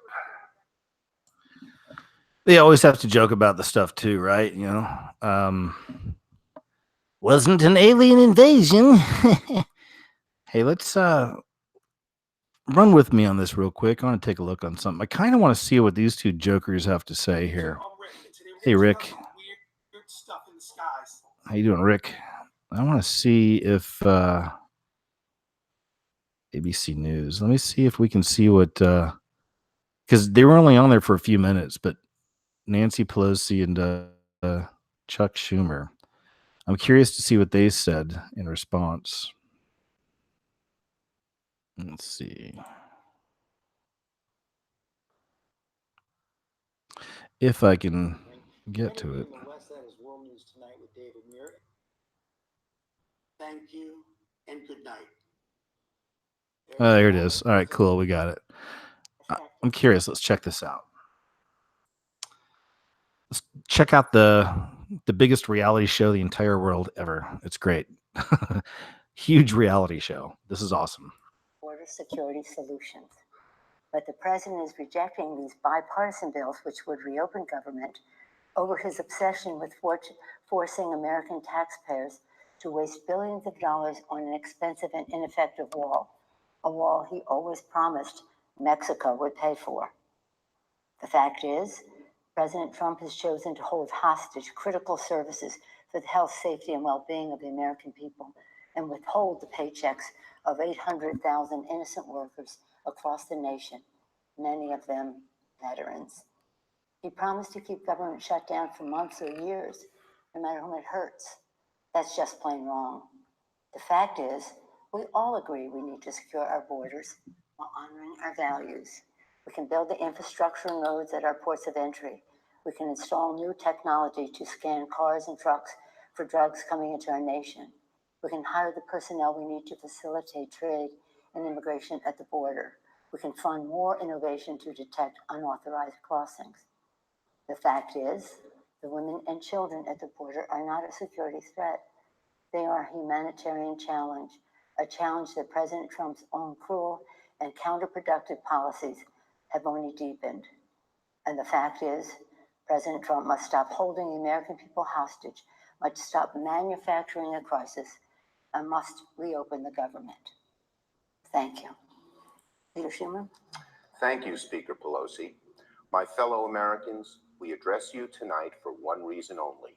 The President of the United States, having failed to get Mexico to pay for his ineffective, unnecessary border wall, and unable to convince the Congress or the American people to foot the bill, has shut down the government. American democracy doesn't work that way. We don't govern by temper tantrum. No president should pound the table and demand he gets his way, or else the government shuts down, hurting millions of Americans who are treated as leverage. Tonight, and throughout this debate and throughout his presidency, President Trump has appealed to fear, not facts, division, not unity. Make no mistake, Democrats and the president both want stronger border security. However, we sharply disagree with the president about the most effective way to do it. So, how do we untangle this mess? Well, there's an obvious solution. Separate the shutdown from arguments over border security. There is bipartisan legislation supported by Democrats and Republicans to reopen government while allowing debate over border security to continue. There is no excuse for hurting millions of Americans over a policy difference. Federal workers are about to miss a paycheck. Some families can't get a mortgage to buy a new home. Farmers and small businesses won't get loans they desperately need. Most presidents have used Oval Office addresses for noble purposes. This president just used the backdrop of the Oval Office to manufacture a crisis, stoke fear, and divert attention from the turmoil in his administration. Okay, hold 1 second. This is legendary stuff for real. Again, there's people out there. It's all an illusion. Nothing is real. Fine. Fair enough. Whatever, though. We have never seen anything like this on this level in American politics, man. This is full on war. I mean, just no doubt about it, man. It's like the lines are obviously been drawn, man. And it's like, this is, wow, this is going to be interesting. And I look at every angle of it, you know. I see the people who are into the Trump prophecy, so I try to see how they try to see things sometimes, thinking that Trump is like the new Cyrus, if you will, or Trump is being used by God, though he's not necessarily a holy man, is being used by God to do things. And so I try to see that angle and see how that plays out, you know. And then is it all just a show? I try to look through that angle sometimes, you know. Are they all just buddies behind the scenes? Which I kind of doubt that in a lot of ways, because they are different groups, but they're always fighting for power. There's infighting as well, you know. So, but I try to see every angle of this stuff. But man, we have not seen this, man. And what's interesting is, you know, Obama was just like, I mean, he was like Jesus to these people. He was Jesus. He was a Messiah. To the beast system, to the mainstream media, to all these comedians and entertainers and night show people. They worship at his feet. You know, they worship Obama. So we had 8 years of that. Before that, of course, there was all that hate towards Bush, right? But it wasn't on this level. Not even close. Not even close. It's interesting. So I told you this will be fun to watch. Again, no matter what it turns out to be, all right? No matter what the truth is behind it all, it's a damn good show. Isn't it? Let's listen to the rest of this. My fellow Americans, there is no challenge so great that our nation cannot rise to meet it. We can reopen the government and continue to work through disagreements over policy. We can secure our border without an ineffective, expensive wall, and we can welcome legal immigrants and refugees without compromising safety and security. The symbol of America should be the Statue of Liberty, not a 30-foot wall. So our suggestion is a simple one. Mr. President, reopen the government and we can work to resolve our differences over border security, but end this shutdown now. Thank you. So there you've had it. So unless Trump knows something we don't, and I was thinking about this earlier today anyway. I mean, and the whole narrative's out there as well. You know, they're going to use this, of course, just to make him even more vilified than ever. You know, this is going to be a real big poop show for him if he's not careful, obviously. And, you know, you already have the whole system rigged against him. And again, there's the argument. Is he an OG or an OG? Is he an original type real person that's really fighting the system, some people think? And then there's the other side. You know, is he just a part of the show, the tip of the spear, if you will, you know, only to be ridiculed and destroyed, and again giving kind of the world an excuse to hate to the right, conservatives, even to that effect Christians. I've covered this possibility, speculated on this myself before. Is that part of it as well? You know, so is that what he's being used for? Because if he does, like I said, man, like I said, this can be, that's why it's interesting to watch and see how it plays out. I mean, people who support him say he's playing 4D chess, that he's always one step ahead. Well, we're about to see, you know, we're really going to see how this thing plays out. It's going to be interesting to me, at least, to see how this whole thing plays out. But war is on. It's wonderful in some ways. That's the anarchist, I guess, in a sense, coming out there. Not Antifa type anarchist. I mean, anarchist towards the beast system. People who follow Christ, to me, are the true punk rockers nowadays. We're the real fringe because we're anti this system. Right? About as anti this system as you can get. Wow. Okay, here's one. This is a pretty wild, kind of true crime-ish type story. It's a bummer. I just want to share this. I have a reason why. A 14-year-old Houston boy. All right, check this out. Let this young lady tell us what's going on. Okay, ready? Boy accused of driving an SUV that caused a fatal car accident is now charged. Police say he and two friends had been throwing eggs at other cars when a boy accused of driving an SUV that caused a fatal car accident is now charged. Police say he and two friends had been throwing eggs at other cars when another driver began chasing them. The surveillance video shows the SUV running a red light and crashing into a pickup truck, killing the driver. That driver was in town to visit her kids and grandkids. Wonderful woman, happy always, happy, independent. She was about to come home and get her stuff and say bye, and she was about to leave. She couldn't say bye. He did what he did, and he took my mother's life, so he has to pay for what happened. Awful. Police say the driver who chased after the teens is cooperating, but he could also face charges. Isn't that something? Stupid kids, right? Okay, let me get out of this screen here. But stupid kids. Hold on a second. Someone's coming in. Hi. How you doing, sir? Huh? You want to say hi to everybody? Huh? Ow. Don't bite me. Why don't you say hi? Okay, he's not wanting to talk. He's being a little baby. He's wanting a petting. I can tell.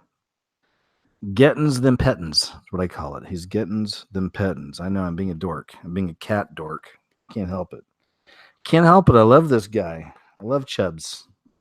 Love my chubs. But stupid kids in my neighborhood that I grew up in, my parents still live in the same place. There's a part in our neighborhood it's a bridge, and the bridge is probably only, I don't know, like 12 feet long. And underneath the bridge, of course, there's a creek, and that creek goes all the way through my neighborhood that I grew up in as a child. It's a massive creek, but it goes all the way through the neighborhood, probably a couple miles worth or so. And when it would snow, like really thick snow, me and my friends as kids, we would ride our bikes over to this one part where there's that bridge, right? There's a bridge. We'd put our bikes kind of underneath the bridge, and we'd pack these massive snowballs, typically ice balls, usually a little bit of ice right in the center, so it really packs an extra punch. And we'd hide underneath the bridge, and as cars or trucks would drive by, we would throw these snowballs at those cars and trucks. Most of the time without aiming. A bunch of little gremlins, right? 12 to 14-year-old little boys, go figure, right? So this is the kind of crap we used to do. I remember one time a pickup truck went over the bridge.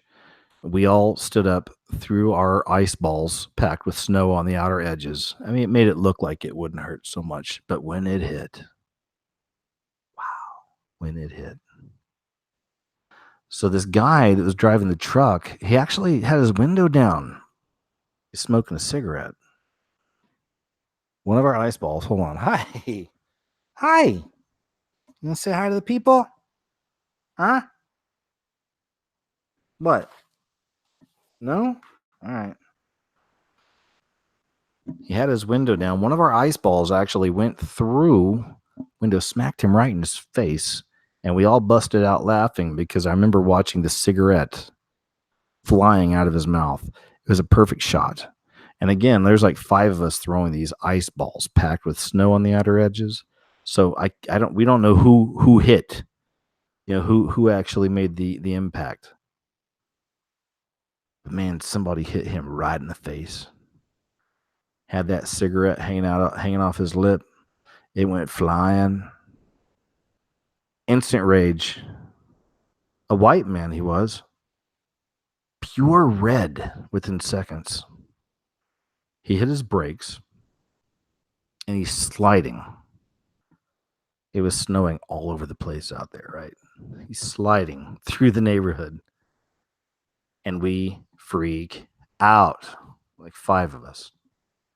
So we left our bikes in the whatever, like I say tunnel underneath the bridge. There's a term for it. You know how these things, what's the basic term? It doesn't matter. But we leave our bikes hidden down there, and we all start running through the creek together.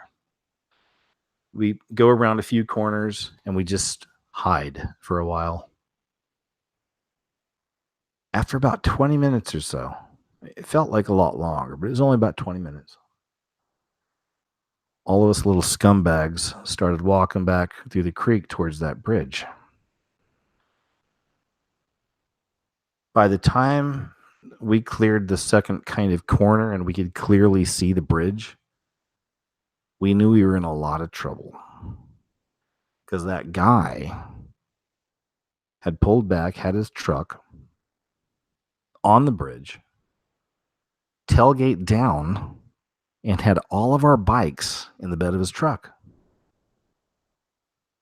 Had another cigarette hanging off his lip, and totally spotted us the second we spotted him. And he smiled. He put his finger out towards us all and started doing that come here hook. Right? Boom, boom, boom. Finger like, come here. Man, we were in trouble.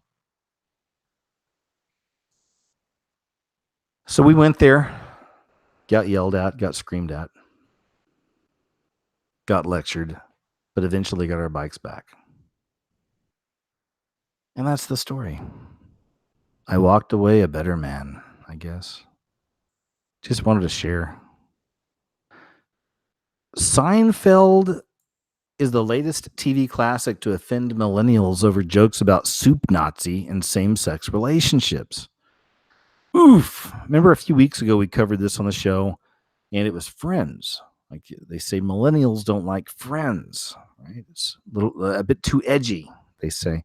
Seinfeld might offend young people, not that there's anything wrong with that. Millennial-focused website Bustle is taking heat for publishing a listicle that examines all the reasons why Seinfeld would be a little too edgy in the modern climate of policing everything that isn't deemed politically correct. Comedian and author Tim Young told Fox News that the article is ridiculous and that it blows his mind how desperate people are to be offended. With the attack on Seinfeld, the latest example. Seinfeld, which aired from 1989 to 1998, is widely considered one of the best programs in television history, but Bustle doesn't exactly feel that way. Angelica Florio's piece headlined, "These 13 jokes from Seinfeld are offensive now. Yes, that includes the soup Nazi." was published on New Year's Eve and claims that watching the classic sitcom in 2019 will hopefully make viewers realize how much times have changed. Hopefully, most people can agree that comedy, even edgy comedy, doesn't need to alienate marginalized groups in order to make people laugh, Florio wrote. Thanks to more modern understandings of what political correctness entails and why being PC is important, it's less common these days to find jokes like the offensive ones that often played out on Seinfeld, she said. The Bustle reporter went on to condemn the soup Nazi because, according to Florio, using the term Nazi to label someone as a joke doesn't sit so well anymore. Anyway, I don't want to read much more of this. It makes me sick to my stomach. But you get the point. Seinfeld now, see, everything's offensive. Don't get your feelings hurt. You hurt my feelings. Destroy your life. Unbelievable, guys. KG, you believe in the end times? New World Order. Okay, KG, whatever, man. Dude.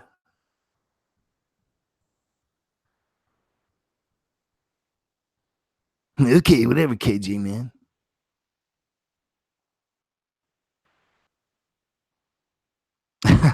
Another one, man. War is on, as I was saying. It's interesting to watch the show. Have you seen this? This is a new Democratic congresswoman, and this is, I guess, what she wants to do.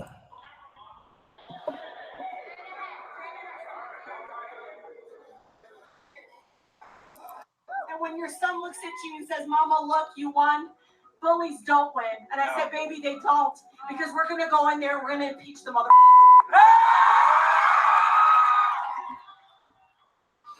Now, again, I'm just showing you this. Now, is this, a narrative? Is this the way it's all been written? Is this the way the show is going to play out? Is it all organic? Question that, either way. Okay. All of us have different views on these things.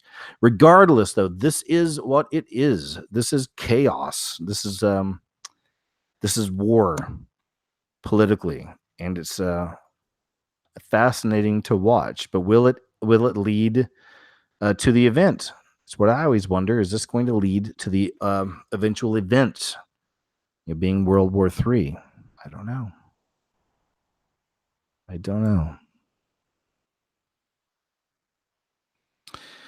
For the flat earth friends out there, another one. I've seen a lot of flat earth people talk about that the earth doesn't rotate. I found this. It'd be interesting to see people's rebuttals on this, how we proved Earth rotates using a giant swinging ball. This is from SciShow. This is something I saw just this week. Thought it was really interesting. As you can see in the comment sections, and there's still flat earthers. They say, stop spreading rumors. Earth is flat and Earth doesn't rotate. The universe revolves around us. We are important, okay? So that's a flat earth person. Take that, flat earthers. Don't try to explain things to flat earthers. They never listen. The earth is clearly a tetrahedron, this one says. Anyway, it'll be interesting. Just want to throw that out there for flat earth people. I'm not into it, but as I've said before, I have people that I care for and respect that are a little more open to this kind of thing than I am. I've looked into it all I needed to. I personally, I'm not into it. I think it's a psyop. There's a lot of psyops taking place right now. Transvestigations being another one. I've talked about this for a long time. Even back on some of my Catching Up with KJ shows. That's when that whole trend started. Everyone in Hollywood's a transvestite, right? All of a sudden, everyone's a tranny. Nukes aren't real. That's another one. Hitler was a good guy. Stuff like this. There are some things really shady about, Nazi times, like the 6 million Jews things. I kind of question the numbers sometimes, to be honest with you. But besides that, obviously I believe that things actually went down, people were hurt, etc. But there's all these weird psyops I see come into play. I feel flat earth is one. I feel that the transvestigation is one. I feel Mandela effect is one in large part. There's a lot of these things taking place. And you know what? Don't get all butt hurt on me because we can agree to disagree on things. Like I said, I have friends that are into this stuff. I'm not into it. I don't see them any differently, like they're dumb or anything. I'm just like, hey, man, they see something I don't. That's fine. I love them for these reasons, and I focus on what brings us together as opposed to what separates us. Check it out, though. Ruh-roh, you seen this disturbing ruh-roh, Raggy? Disturbing video of Drake fondling and kissing a 17-year-old girl surfaces. Purple. Skies were all purple, fallen angels flying everywhere. On Thursday night, millions tuned in to watch Surviving R. Kelly, Lifetime's eye-opening docu-series. I didn't even know that there's something out there called that. I need to look into this. Lifetime's eye-opening docu-series exploring R&B singer R. Kelly's decades of preying on young girls. Wow, I didn't know they made this. Okay, news to me. The program featured emotional testimonies from a number of Kelly's victims who say they were groomed from an early age, abused, and ultimately discarded. The series not only shined a necessary light on Kelly, an artist who managed to stay on top for years, even after marrying an underage Aaliyah and filming a sex tape with a 14-year-old girl, but also music's statutory problem. I got to be careful saying that word nowadays here on YouTube. With everyone from Chuck Berry and Jimmy Page to David Bowie and Ted Nugent accused of preying on underage girls. And the day after Surviving R. Kelly aired, a disturbing video surfaced on Twitter featuring the rapper Drake. In the video shot years ago, he is seen taking a break from performing and welcomes a fan up on stage from the audience, a young woman. And let's watch from there. I'll see if I can make this bigger for you. For yins. All right, check this out.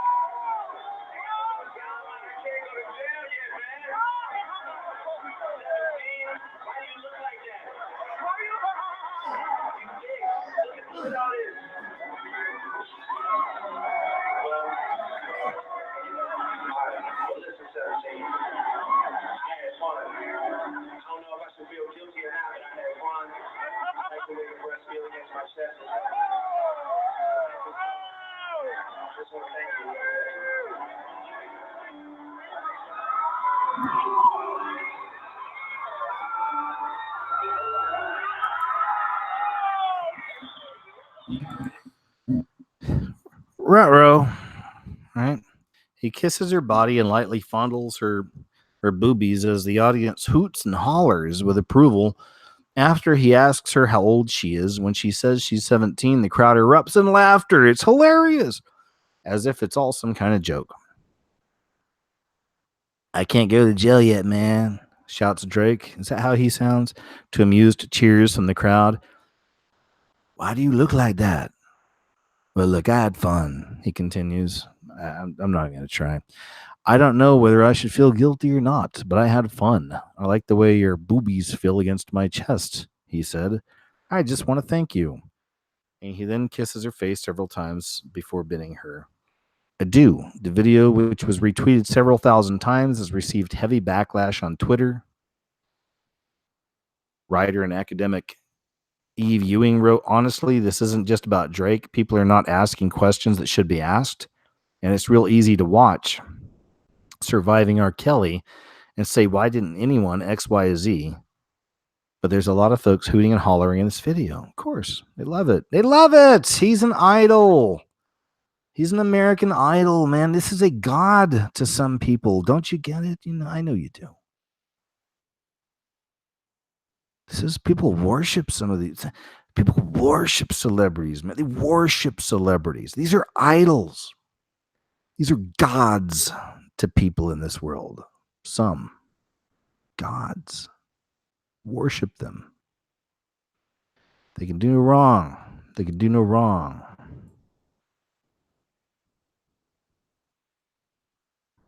What, Chubs? Come here. Come here. Come here.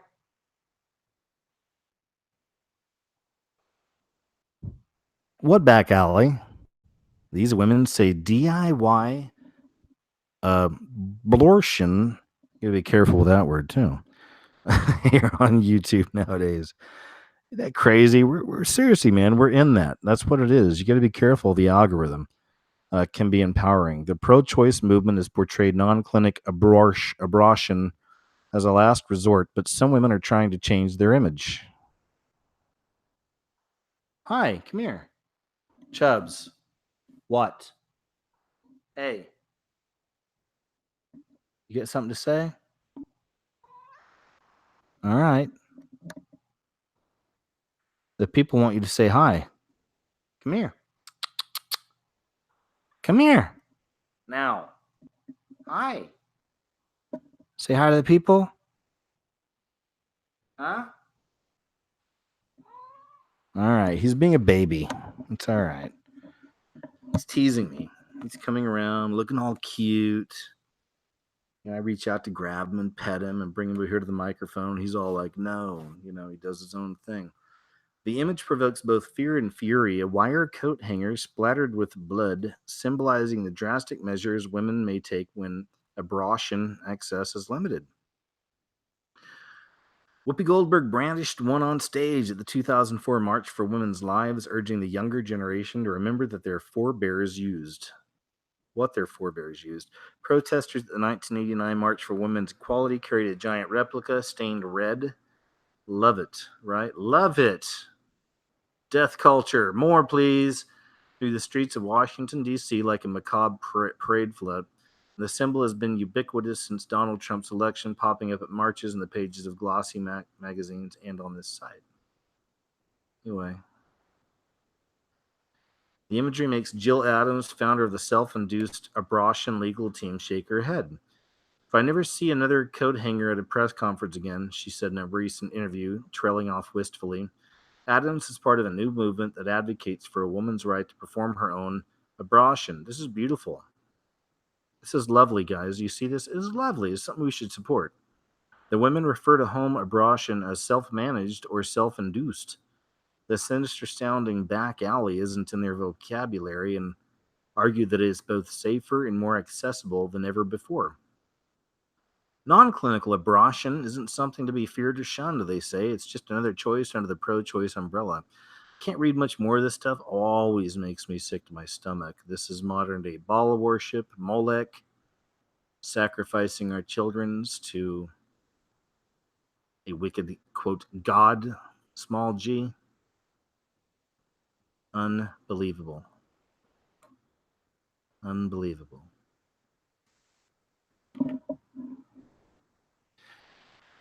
Lots of news this past week. Not trying to be a fear monger here. I'm just saying lots of news this past week hinting a bit at war. Here's one from January 4th. Russia to deploy precision strike missiles in Western Atlantic. Iran to send warships.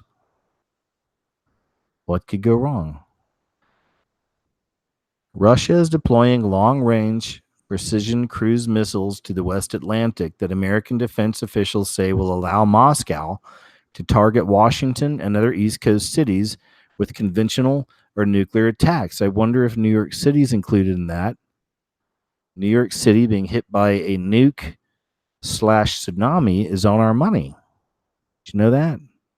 I'm not the original one that found that. The man that did, I'm friends with, Mr. Jonathan Kleck. Others have found it as well, seen it since. We all have. hard to deny because 9/11 is on your money as well. And there's a lot more going on your money too. Little aliens, demon faces, owls, Molech, if you will. You know, I haven't seen a video lately on the money mysteries. It's been a long time since I've covered it as well. I should do that one for fun. It's always good to, some of this information needs to be kind of updated. We have to continually bring up some of this stuff, keep it fresh because we're getting new subs. We get new people waking up all the time, different ages, new people coming into this. They don't know some of the basics, and money mystery is one of the basics. And look it up if you're curious. Go on YouTube, look up money mystery, look up 9/11 on money, look up New York tsunami on money. The Iranian Navy will send warships to deploy in the Atlantic from March, a top commander said on Friday, as the Islamic Republic seeks to increase the operating range of its naval forces to the backyard of the United States, its arch foe.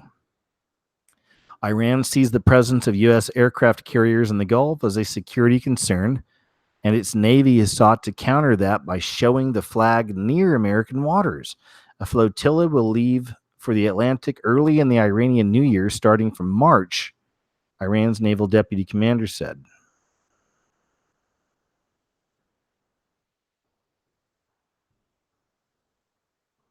There's another one. I don't know how to pronounce its name. Is it Z? Anyway, Xi Jinping orders military to enhance combat readiness after a U.S. travel warning. Chinese state media announced Friday that Communist Party leader Xi Jinping has ordered the People's Liberation Army to enhance their combat readiness without elaborating what threat has made preparation for combat so urgent. The announcement followed threats from Xi himself that the Chinese state would not reject the use of force if necessary to invade and capture the nation of Taiwan, which it considers a breakaway province. It also follows remarks from the Pentagon that its prime concern is China's military activities, in a warning for Americans from the State Department to avoid traveling to China if possible, because police can arbitrarily detain them at any time. Xi reportedly addressed the nation's Central Military Commission on Friday, demanding troops be ready for imminent combat at all times. According to a press release published by China's defense ministry, he ordered the entire armed forces, quote unquote, to have a correct understanding of China's security and development trends, enhance their awareness of danger, crisis, and war, and make solid efforts on combat preparations. Okay.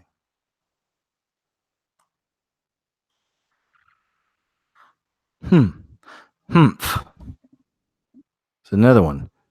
This is from the 3rd January. China drops its own Moab, mother of all bombs, reports say. One of China's leading defense companies has tested a massive bomb. It's widely said to be the country's answer to a U.S.-built weapon known as the mother of all bombs. The state-run China Ordnance Industries Group Corporation Limited, that's a lot of words. Whew, I can take a breath. Okay, China Ordnance Industries Group Corporation Limited, better known by its official acronym NORNCO, I like that better, shared test footage earlier this week of a new aerial bomb being dropped by the Xi'an H-65 strategic bomber. Referencing the official Xinhua news agency, the ruling Chinese Communist Party official newspaper, the Global Times, said the weapon weighed several tons and was considered the People's Liberation Army's most powerful non-nuclear weapon or bomb. But, you know, the real story to me is how all of this is coming out at the same time, right? So we got this story here. Look at the related searches even. China prepares for major change, quote unquote, in New Year's speech. U.S. military could lose war to Russia, comma, China, report says. See how this stuff plays out. What's real, what's not, what's narrative. What are they preparing us for? What's predictive programming? What's social engineering? This lady scares the doo-doo out of me. A Phoenix woman accused of stalking a man and sending him more than 65,000 text messages apparently sent far more. Jacqueline Adis sent a man she met on a dating site more than 159,000 text messages, some of which were threatening. Wait till you see these. Over the course of nearly 10 months, according to police documents obtained via a public records request. Police say Adis began threatening the man after Paradise Valley officers escorted her off his property in July 2017. One text read, "I'd wear your fascia on the top of your skull, in your hands and your feet," referring to the connective tissue that encloses muscles and organs. And another said, "I'd make sushi out of your kidneys and chopsticks out of your hand bones." Arrest records completed by officers listed AIDS, I don't know how you say her name, as showing signs of mental illness. She's being held in Maricopa County Jail without bond, has pleaded not guilty. Arizona Republic reviewed hours of footage from police body-worn cameras publicly released for the first time. Blah, blah, blah. The alleged victim, whom police have not named, is the CEO of a Scottsdale-based company that sells skincare and spa products. The lady was a licensed esthetician from Florida and reported herself as being self-employed. During a televised jailhouse interview in May, let me see something. I think there's a video on this, and I kind of want to see what they got.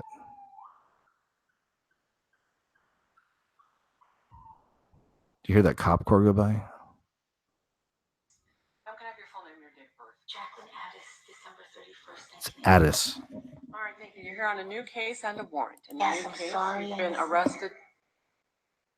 I need to tell you why you're here, so hold on. You got arrested on allegations of stalking, a Class 5 felony, threatening and intimidating as a Class 6 felony, and harassment by communication, that is a Class 1 misdemeanor. Court's going to appoint a lawyer to represent you in this case. Your next court date will be a status conference May 15th at 8:30 in the morning in the downtown Superior Court.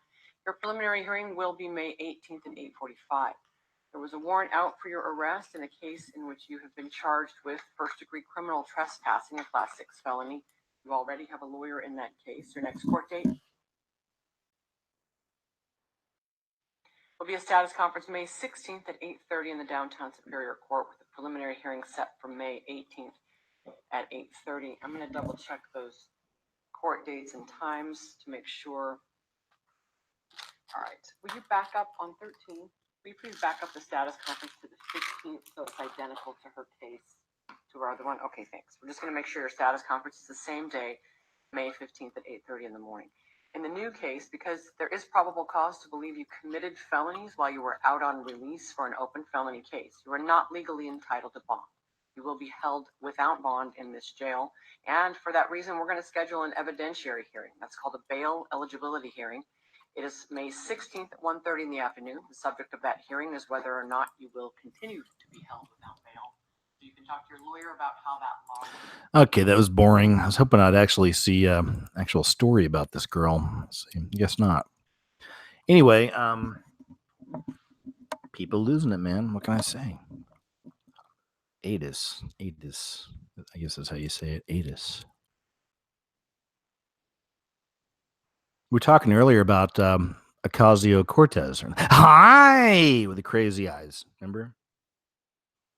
Here's another one. This is your new Democratic Party, and it's finally being exposed for what it is. Like I say, I'm not a Republican or a Democrat. Republicans they're limp.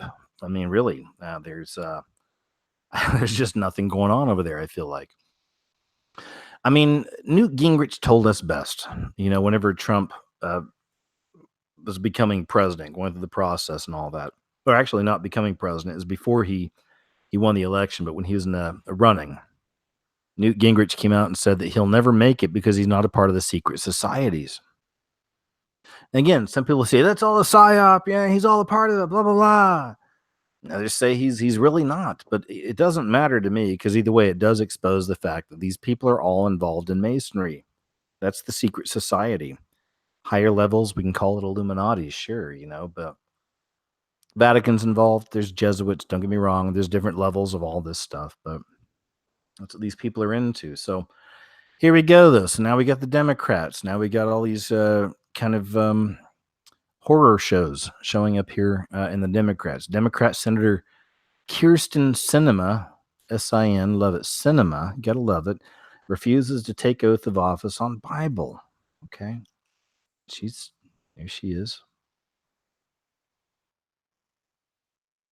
And then they have a video there with Ocasio-Cortez, of course. This is just an example of the new face. Right? Newly elected Arizona Senator Kyrsten Sinema refused to be sworn in on a Bible, opting instead to place her right hand on a book of laws, including the U.S. Constitution and the Arizona Constitution. Okay. There you go. There you go. There it is. She's bisexual. You guys like that, right? It's hot, right? You like that. She's bisexual. I'll vote for her. She's bisexual, bro. High five. Slap. I'll vote for her. She's hot, right? Also, another story here shows us that the delusion a lot of people are under. There's a lot of delusion out there in this world right now. Half of people who think they have a food allergy do not. Surprise, surprise. The number of adults who think they have a food allergy is almost double the figure who actually have one, research has revealed. I'm 8 years old and I'm a tranny, though. While the study was conducted in the U.S., experts say a similar situation is also seen in other countries, including the UK. The researchers found that many people with an allergy do not have a prescription for or potentially life-saving medication, while others might be avoiding foods unnecessarily. The study suggests almost 11% of adults in the U.S. have a food allergy, equating to more than 26 million people. About 12 million of these are estimated to have developed the allergy as an adult, highlighting that allergies do not only begin in childhood. This is really concerning because chances are they could eat the food and then all of a sudden they have a reaction to a food that they could previously tolerate. So what changed in their environment or in them that caused them to now develop this food allergy? Said Ruchi Gupta. Bunch of weird names. No offense, Ruchi Gupta. Sounds like a cartoon character. Ruchi Gupta, a professor of pediatrics at Northwestern University and a co-author of the research. Some of these foods, you know that they probably were able to eat previously because they are such common foods in the diet. But shellfish was interesting. It could be one that they are trying. Okay, I'm getting bored. This story is starting to bore me. I guess it's the headline that matters. Half of the people who think they have a food allergy do not. Glupta. Whoa, check this out. You want to talk about delusion? Living in a world of delusion? Oh boy. Put on your seatbelt. Watch this. You're going to give me my money back. Excuse me, sir. There's a young man in here. Excuse me, it's ma'am. It is ma'am. I can call the police if you'd like me to. You need to settle down and mind your business, okay? Ma'am, once again, ma'am. I said both of you. No, you said sir. Once again, it's ma'am. I actually said both of you guys. Right beforehand, you said sir. Sir? Okay. Mother, take it outside. If you want to call me sir again, I will show you a fucking sir. I apologize. Mother. I apologize.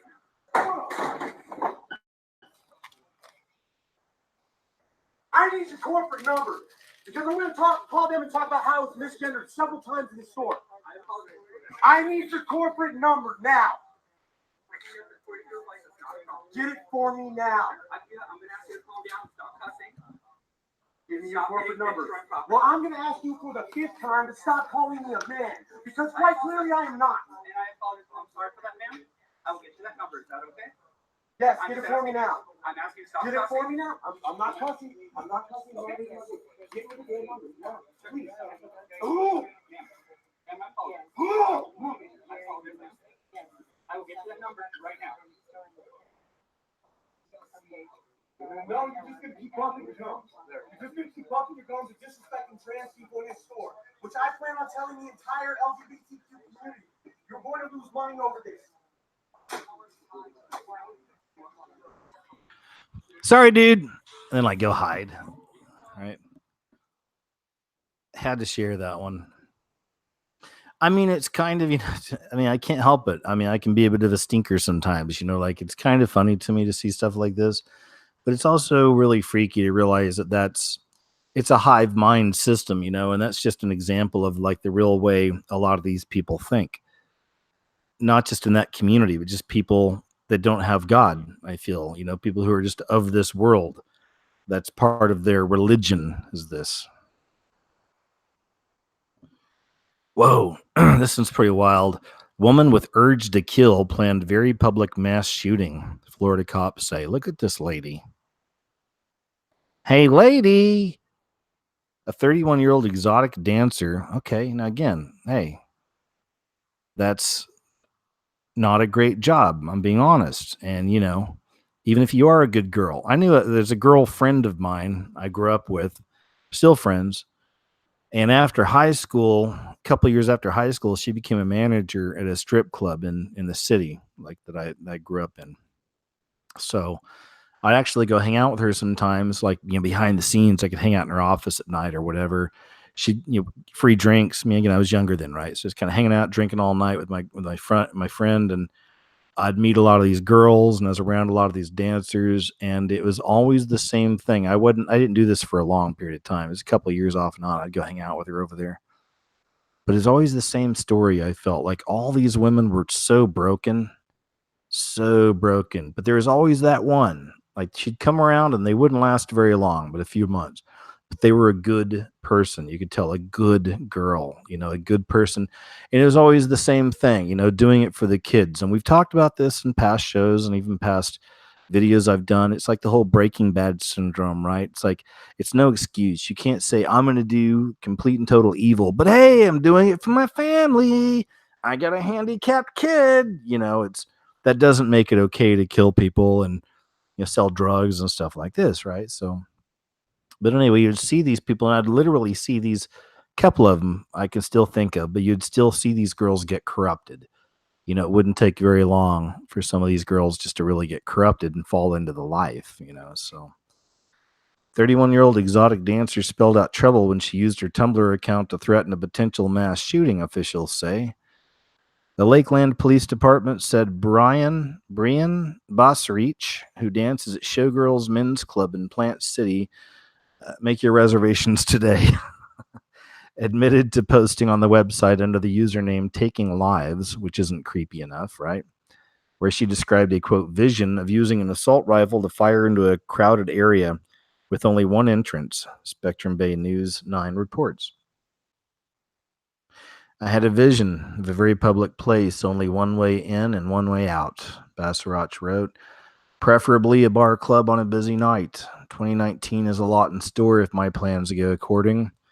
Another Tumblr user made a post Friday about reporting the suspicious behavior to local authorities. Bosrich's Tumblr account has since been taken down. Even if you aren't in the area, you can still report and you can possibly save lives, the user said. Bosrich told detectives she made the posts because she enjoys true crime. Part of the probably watching a lot of ID. It's your ID, the ID network. Feeding the worst, darkest, and most evil parts of your id. She enjoys true crime, according to ABC Action News. Id, the id channel in the cube of Saturn as well. She's can't get any more obvious. She's also a fan of serial killers, and mass murderers. A lot of us have urges, whether they will admit or not is the question. So yes, I have. I can tell you I have no urges to kill people, just between you and I, guys. Bosrich said while responding to another Tumblr user who asked if she ever had the urge to kill. Okay. There you go. There you have it.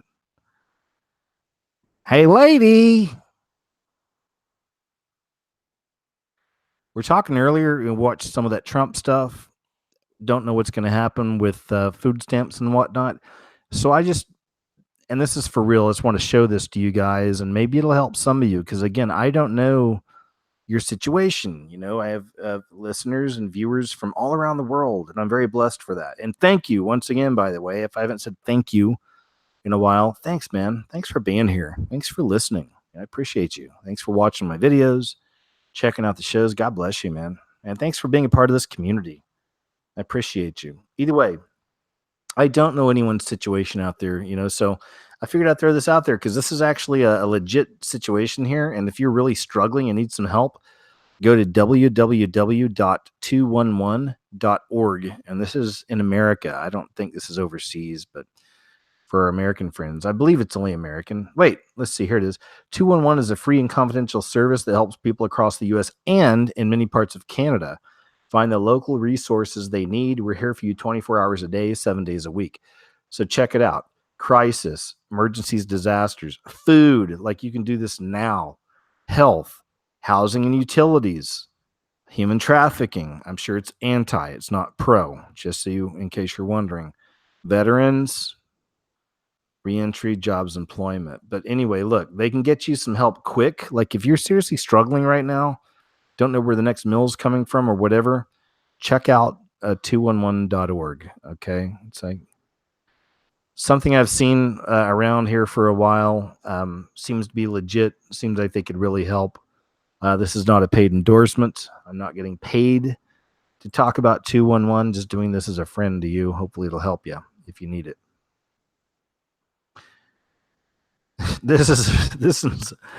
These are always fun. Viewers are left baffled after a child appears to mysteriously teleport into a BBC News broadcast.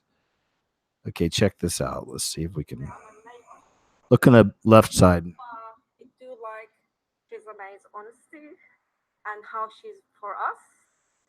But some views. You see that? Watch. Left side. I'm a Labour supporter, but we do like Chisame's honesty and how she's for us. But some views from. For us. But. For us. But. For us. But. For us. But. For us. But some. See that? See what they're saying about it here.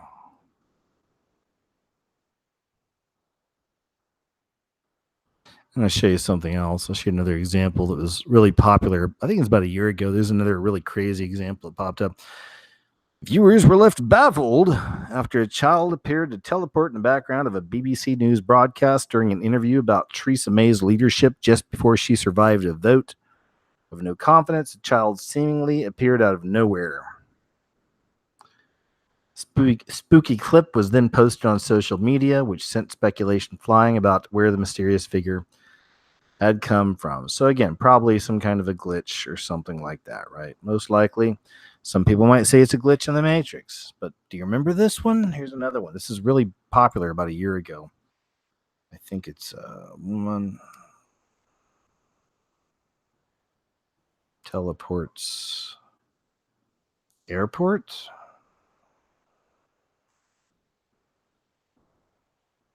Let's see. Woman teleports an airport. See videos.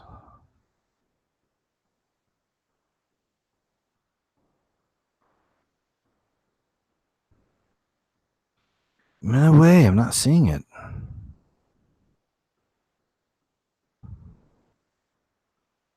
Well, maybe it's a, let's find a YouTube connection here and try it there. Woman teleports airport.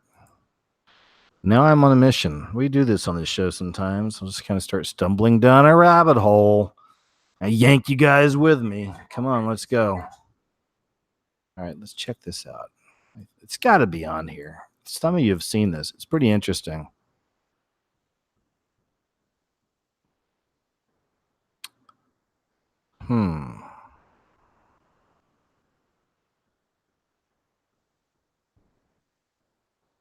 Oh, yeah, I think this is it right here. Okay, cool. Here we go. Okay, look at the lady over on the left-hand side here.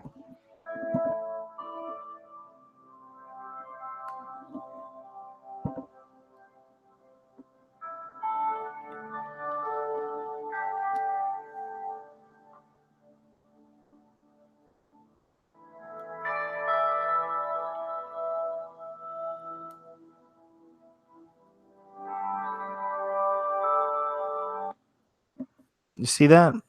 on the left-hand side there, and lady disappears. Or so it seems.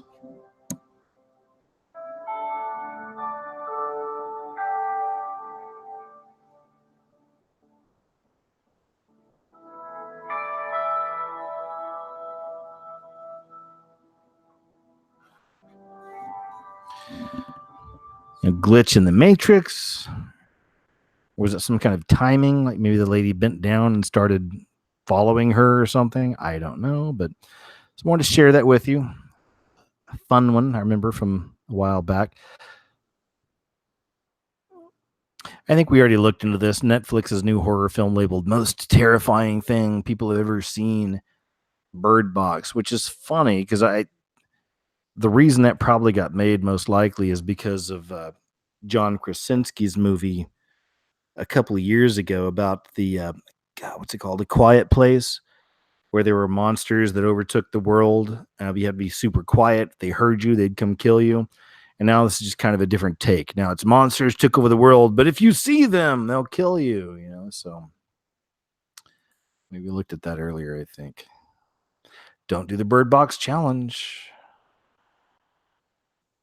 Dozens of trans regretters now out of the closet. Important article. This is over at WND.com. Long article. I'm not going to read the whole thing, but just check it out sometime. Dozens of trans regretters now are out of the closet based on their profiles in a new book that disproves the social agenda, claims that a man is a woman if that's what he says he feels like.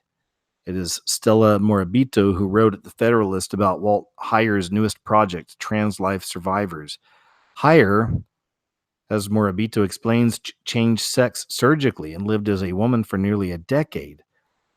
He later obtained therapy that helped him recognize trauma during his childhood, which left behind a condition known as dissociative identity disorder. Interesting to think, isn't it? Makes me think of that Desmond is amazing, but are we looking at a mass example of dissociative identity disorder with these people?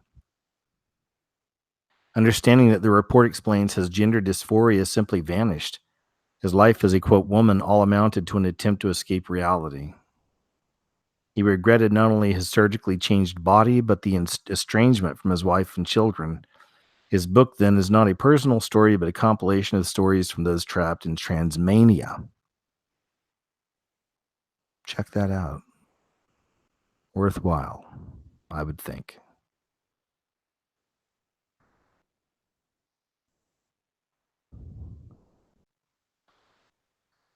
We already looked at the Desmond stuff earlier.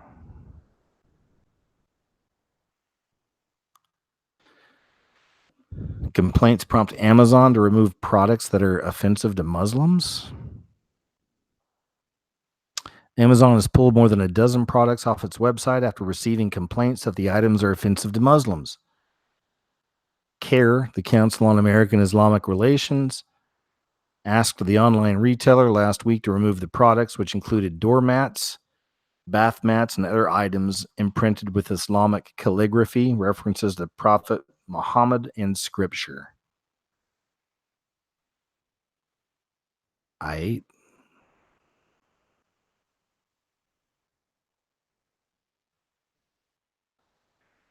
Here's a bit of a doom break.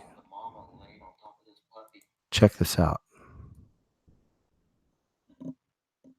It's a puppy. Just born.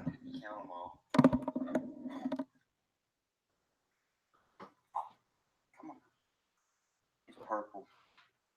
But we've been trying to give her some breath. Come on. Get her to breathe, baby. Come on. Come on. Come on. Come on. There we go. Come on. Come on.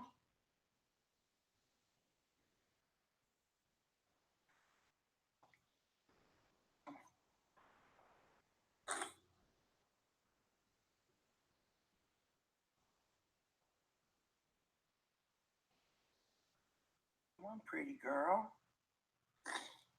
Come on, pretty girl. Wake up, baby girl. Come on. Come on, pretty girl. Come on, pretty girl. gotta be careful, baby. You gotta be more careful. Making those deep gurgles. Yeah, I can feel movement. Look at her, she's breathing. Oh my goodness. Look. She's breathing. Maggie, you have to be more careful, baby. Oh my goodness, Maggie. You have to be more careful with these babies. She's breathing. She's breathing. So, I can still be more careful with Mama, though. There you go. Just flash forwarding just a bit. But the puppy made it. And now the puppy's got its mommy's booby. A beautiful ending. It's a beautiful story. This is pretty intense, so prepare yourself. True crime type story here. Check this out. Never stop chasing the story. Wait. Be committed to being there on the scene. ABC 7 Eyewitness News at 5. Chicago's #1 news. Come on, man. All right, that sucks. It's an advertisement. Let's check this out here. Watch your team in the morning. Oh, come on, man. Jarrell Brown, meteorologist. America's most watched newscast. They're not finding a deal. There we go. Okay, check this out. So, backstory here. Screams for help from a Lakemore police officer were captured on dramatic video as she struggled with a man wanted for murder. So this is her footage from her, chest cam or whatever. They have like their semi armor on, but they got their cameras on. So just look at this. Imagine being in her shoes. This guy's wanted for murder. He's parked out in the middle of nowhere. She pulls up and she's walking up on him. Now watch this. Driver's license record for James Duncan. Do you have anything in the vehicle with your name on it? No!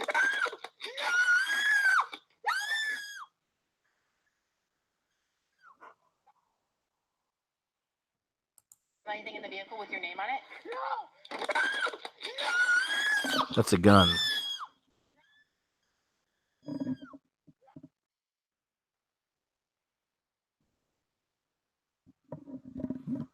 That's dash cam footage. And then that's the other cop shooting him right in the face. They didn't show it, but that's what he did. So, oof. There you have it.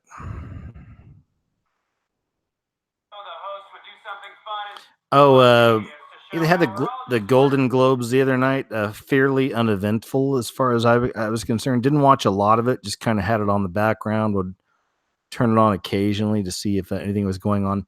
Nothing major to report. Sometimes they'll use these opportunities for these award shows to literally do rituals before our very eyes.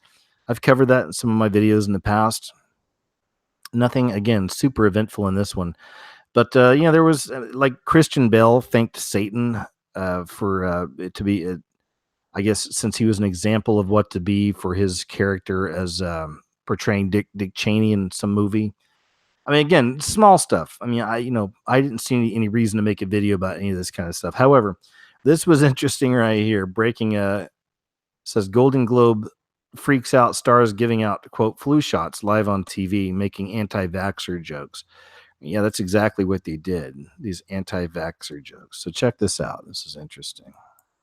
To the show, the host would do something fun and spontaneous to show how we're all just ordinary people, like ordering pizza for everyone. But since we already get food at the Globes, we thought we'd mix it up and try something new. So roll up your sleeves, Hollywood, because you're all getting flu shots! You know you wore a sleeveless gown for a reason. Hey, shot. Excuse me, ma'am. You're definitely going to want to get the flow.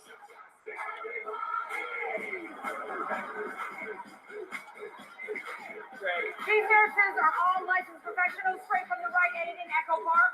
And look, if you're an anti-vaxxer, just put a napkin over your head and we'll skip you. You're welcome, you guys. This costs $50,000, you guys. You're welcome. Some of the biggest stars in Hollywood are getting ready for Carol Burnett. Anyway, that's some Aaron Elizabeth health nut news there.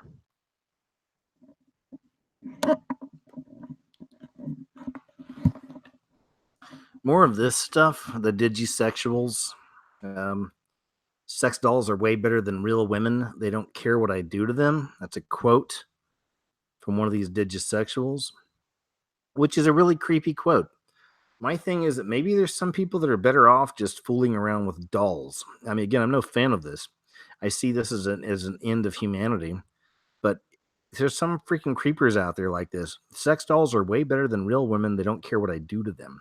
What the heck are some of these people trying to do? That's my question. Maybe I'm kind of naive. I don't know. But we know that stuff's on the rise. Another example of people just straight up losing it. Losing it. Check out this video here. Say, woman flips out at the airport.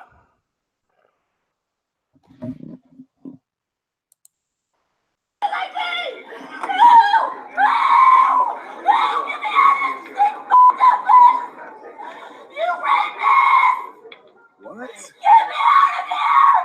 Get me out of here! I'm fucking gun on me because I'm homeless! Get me out! She's a gun. She's a gun.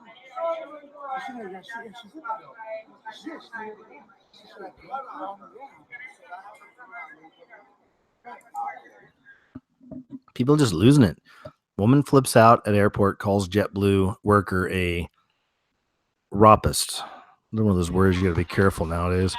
YouTube is terrible with these algorithms, man. I don't even monetize these shows anymore, but I still have to be careful because I don't want these shows to get screwed with. Say the wrong word and it won't get traction, it won't get out there. Another black man has died in the home of Democratic donor Ed Buck. This is a weird one. The body of another young black man has been found at the West Hollywood apartment of Ed Buck, a prominent Democratic donor who allegedly has a fetish for drugging sex workers. Buck, a white man in his 60s, was investigated previously by authorities after the death of Jamel Moore, who died of a methamphetamine overdose in Buck's home in July 2017. Since Moore's death was classified an accidental overdose, numerous young black gay men have alleged that Buck has a fetish for shooting drugs into black men he picks up off the street or on hookup sites. Moore had written about Buck injecting him with dangerous drugs before his death. I've become addicted to drugs, and the worst one at that, Moore wrote in his journal in December 2016. Ed Buck is the one to thank. He gave me my first injection of crystal meth. Buck claims he's not responsible for Moore's death and did not furnish him with drugs. The Los Angeles County District Attorney declined to file charges against Buck, saying there was insufficient evidence. Okay, cool. Well, now you got two dead men there. There you go. This is really cool looking. Look at this. Hyundai reveals walking car concept, and it looks just like a transformer. This is pretty wild. Check this out. If it'll play. Come on, man. There's a video on here somewhere. One of these is a video. Here it is.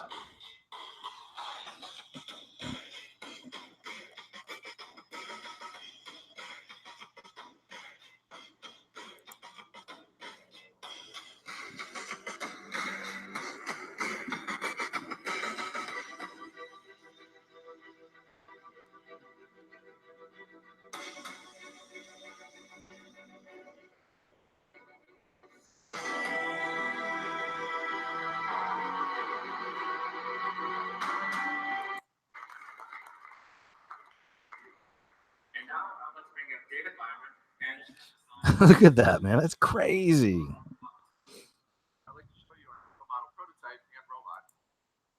This thing. It's amazing.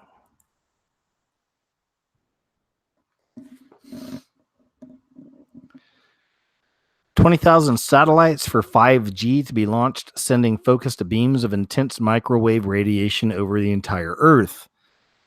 The thing I thought about this story, again, I go back to the flat earth people when I see stories like this, because a lot of flat earth people don't believe there's satellites.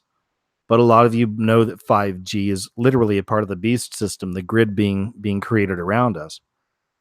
So what do you think about this? Not just flat earth people, but any people. What do you think of this story? 20,000 satellites for 5G to be launched, sending focused beams of intense microwave radiation over the entire Earth.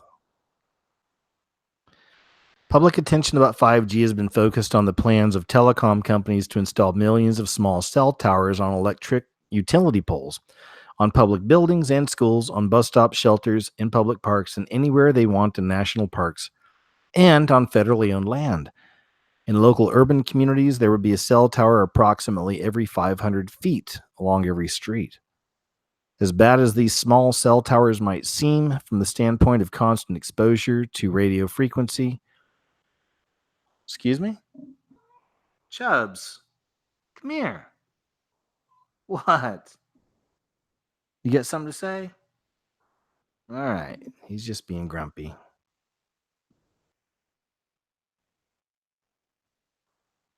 As bad as these small cell towers might seem from the standpoint of constant exposure to radio frequency, radiation, and close proximity to the source, perhaps an even more alarming prospect will be the beaming of millimeter-length microwaves at the Earth from thousands of new communication satellites.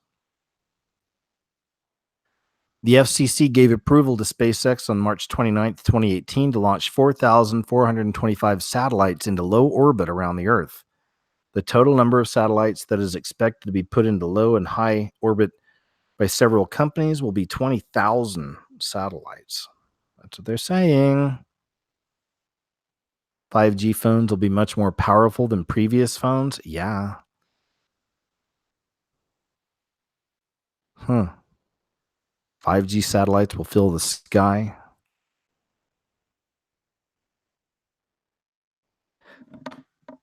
You haven't looked into 5G. I did a video on it. I should do another one here soon. Other people have covered it as well, but look into it. Look into it. I believe it's anti-humanity. Inside Facebook's cult-like workplace, where dissent is discouraged and employees pretend to be happy all the time. Duh, I could totally see that with these some of these corporations. I just brought this in because I thought this picture was funny. Hey guys, hey, it's me, Marky Mark, bro. Hey, just me. It's the Zuck. It's the Zuck. Here comes the Zuck. Inside Facebook's cult-like workplace, where dissent is discouraged and employees pretend to be happy all the time. Hey guys, hey, it's the Zuck. Here comes the Zuck. Ooh, ooh, ooh, ooh. Who let the Zuck out? What? You got something to say? You should say it soon, sir. Because people want to hear from you. They want to know what's on your mind. All right? What? There we are. Okay, he said hi. Russian patriarch warns Antichrist will control humans through gadgets. The leader of the Russian Orthodox Church has said that humans' dependence on modern technology, most of us have seen this coming, and we've said it for years ourselves. But now here's this guy. The leader of the Russian Orthodox Church has said that humans' dependence on modern technology will result in the coming of the Antichrist.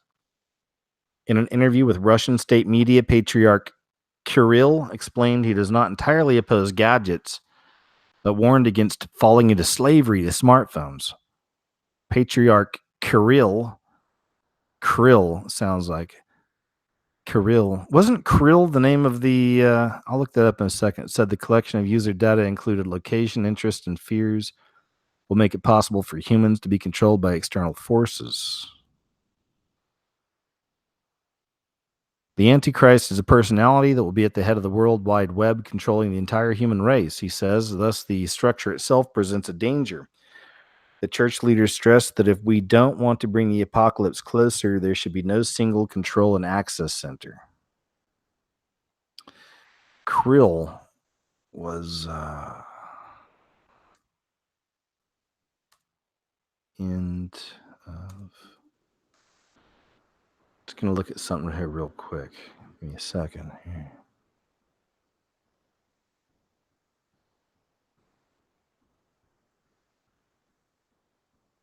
All right, never mind. Random thread, something that popped into my head. Krill, the name. Anyway, that actually concludes our news stories for this evening. So now I'm jumping back over here to the chat room. See how you guys are doing. Hey guys, how you doing? Hey, once again, thank you so much for being here tonight, you guys. I appreciate it. Hope you enjoyed the show. I really love doing these shows. It's the kind of stuff I'm looking into all the time, every week, and I always compile all these weird stories and videos, and until I did this show, I never really had anywhere to go with these things. So once again, thanks so much. I appreciate you checking out the show. It's been a lot of fun. Be back here next Tuesday as well. Got more videos on the way. Thanks again to the mods as well. As always, great job. And if you want to support my work, I'll leave links below for my Patreon. Much appreciated. And my PayPal, guys. Thanks so much for keeping me afloat, for supporting my work. And that's it, man. This is usually where I just start rambling incoherently. So I'm going to go ahead and stop that now. But much love to you guys, man. I appreciate you. And God bless you, all right?